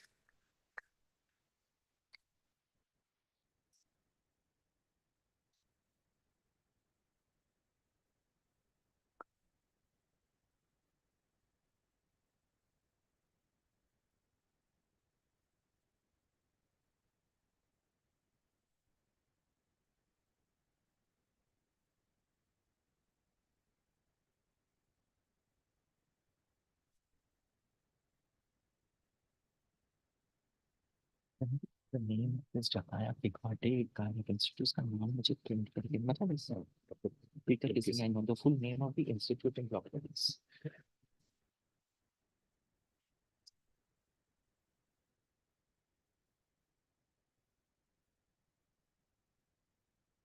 Convert second edition, available for all of us to go through and to learn from. Thank you very much. As you know, CAHO is an exciting body to work with and to be in. And we constantly look at ways and means of enhancing the outcomes of patient care. In this line, we've gone ahead and launched what is called the CAHO Amneal I Comply. This is focused on enhancing the practices of infection control and antimicrobial stewardship. CAHO partnered with Amneal to launch this much-needed program in the era of multidrug-resistant organisms. I Comply aims to handhold and bridge the gap between policies and practices of infection prevention and control and antimicrobial stewardship through a stepwise audit to ensure excellence. We are proud today to launch the CAHO Amneal I Comply, the Center of Excellence program. May I please request Dr. J. Jayalakshmi, Mr. Rahul Das, Mr. Apurva Rahulkar, Dr. Chaitra Parulekar, Dr. Malti M., along with our very own Dr. Lalu Joseph, to come up here on stage for the launch of the CAHO Amneal I Comply Infection Prevention and Control and Antimicrobial Stewardship Center of Excellence program. A big round of applause for this much needed initiative in this complex era of multi-drug resistant organisms.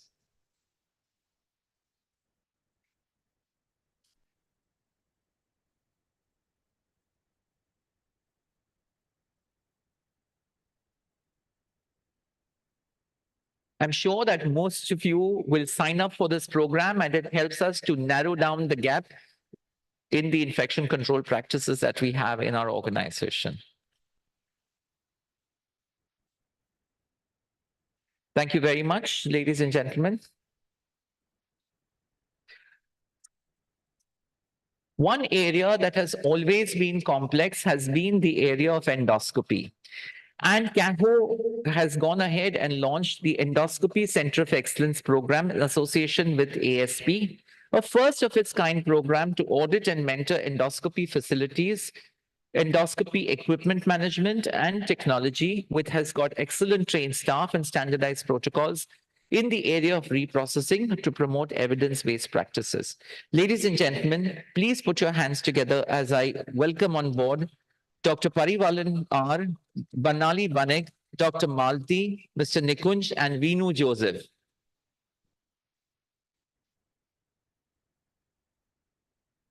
We're all going to need the endoscopy, so a little bit more of applause would be more than welcome, ladies and gentlemen.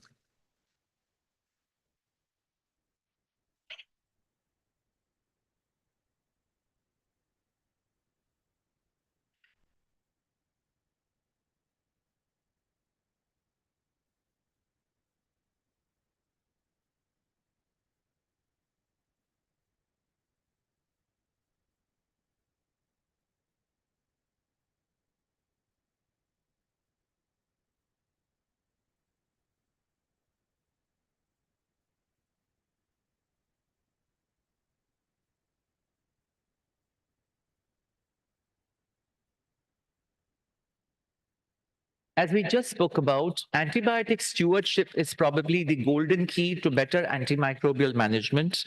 And in this regard, CAHO has partnered with Biomiru to launch the Biomiru CAHO Certificate Program on Antimicrobial Stewardship.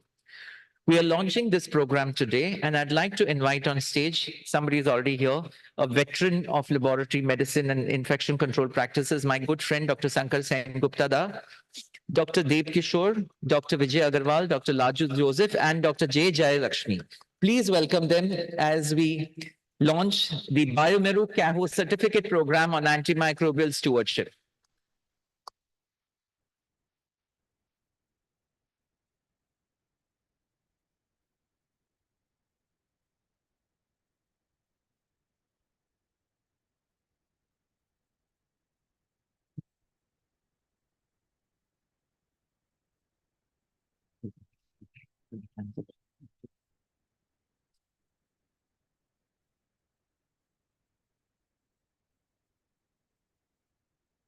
Thank you very much. And there is one part of CAHO International where we are getting into a memorandum of understanding exchange. I'd like to invite on stage the Executive Director of the Jakaya Kikwete Cardiac Institute, Tanzania, Dr. Peter Kisinge. Dr. Kisinge, can you please join us?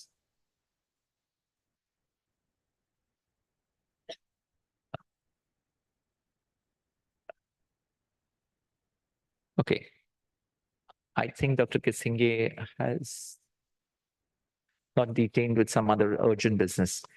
That's fine. We shall do that later. And it gives me great privilege and it's an honor to welcome to address this August gathering, His Excellency, the Honorable Governor, Dr. C.V. Ananda Bose. So we'd like to hear words of wisdom from you. Over to you.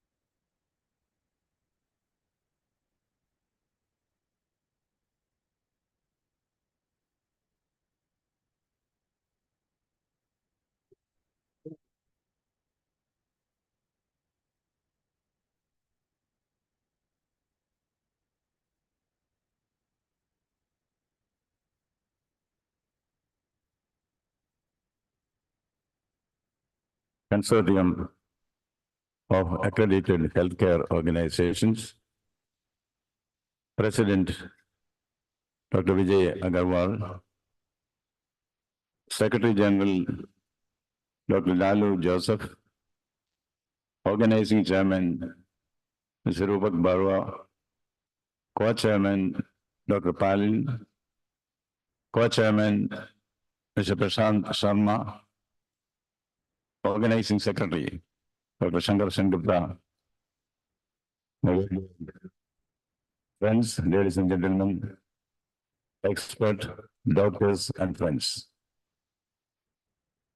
First of all, I thank the organizers for giving me this valuable opportunity to take part in this momentous conference here. May I share a happy confidence with you. As governor in the last 1.5 years, I have had the opportunity to address many conferences in this very same auditorium. But this one, I find as the most dignified and most purposeful conference. We are all taught right from our younger days, Sharira Madhyam Khalu Karma Sadhanam. In Latin they say, mens rea in corpore, mens sana in corpore sana. In English, sound mind in a sound body. So the basic relation between the mind and the body, which constitutes the secret of health, has been known to all of us, even from our childhood. But the quality of healthcare, that is something which is very important. The quality everywhere is important. I remember a fable which I heard in my younger days. In the forest, as you know, there are many animals. Some strong, some cold, some small. There is one mischievous animal, a small creature. It is called Angula. Angula is very small in size, but his ego, his arrogance is very great. Angula will measure all the animals and say, elephant, you are 12 feet long and 8 feet tall. Similarly, when he came to the nightingale, very easily he said, you're only 2 millimeters long and 1 millimeter wide. And laughed at her. The nightingale got hurt. The nightingale started singing in full-throated ease, as a poet would say. All the creatures stood still, mesmerized by the voice and the song of the nightingale. After the song was finished, the nightingale asked the Angula, can you measure the quality of my song? Can you measure the quality of my treatment? Can you measure the quality of my medicine? Can you measure the quality of my hospital? I think this is a very, very pertinent question, which you are asking yourself, that the way you find answers to that will depend on the healthcare service of the nation. We saw during the COVID days how India rose to the occasion. Every health worker, the doctor and the nurse, the paramedical man, everybody stand together. Every health worker was a one-man army. We stood together, we fought together, we won together. Look how what Churchill said about the Royal Air Force. We'll fight it out. He said, the nerves have been done by so few, to so many in so short a time. That is what health workers need for the nation. When the whole world was laughing at India, and the prophets of God were predicting that this nation we survived. We faced the COVID. The medical officers of India. They could that India means business and India can do. It can do better rather than stand and stare. Reaching to the medical fraternity was one of the great service for this nation. You are the health warriors. The nation is in with you. If it speaks about Atmanirbhar Bharat and Viksit Bharat, it is mainly because the medical fraternity is there. Make this country healthy and wealthy. Well, and those two go together, as you know. Sound mind in a sound body. Yes, that is the basic principle of this. I have heard or learned as a student at school, life is nothing but froth and bubble. Life is nothing but froth and bubble. Two things stand like stone. Kindness in others' troubles and courage in your own. Life is nothing but froth and bubble, but two things stand like stone. Kindness in others' trouble and courage on your own. That is perhaps what the medical fraternity exceeds everywhere. Yes, that is very important. I remember, again, if I start expressing serious thoughts in lighter vein, I will again go back to the anecdotal mode. There was this young girl, poor girl. She has a cow. The mother milks the cow every day. One bottle of milk will be there. She sells the bottle.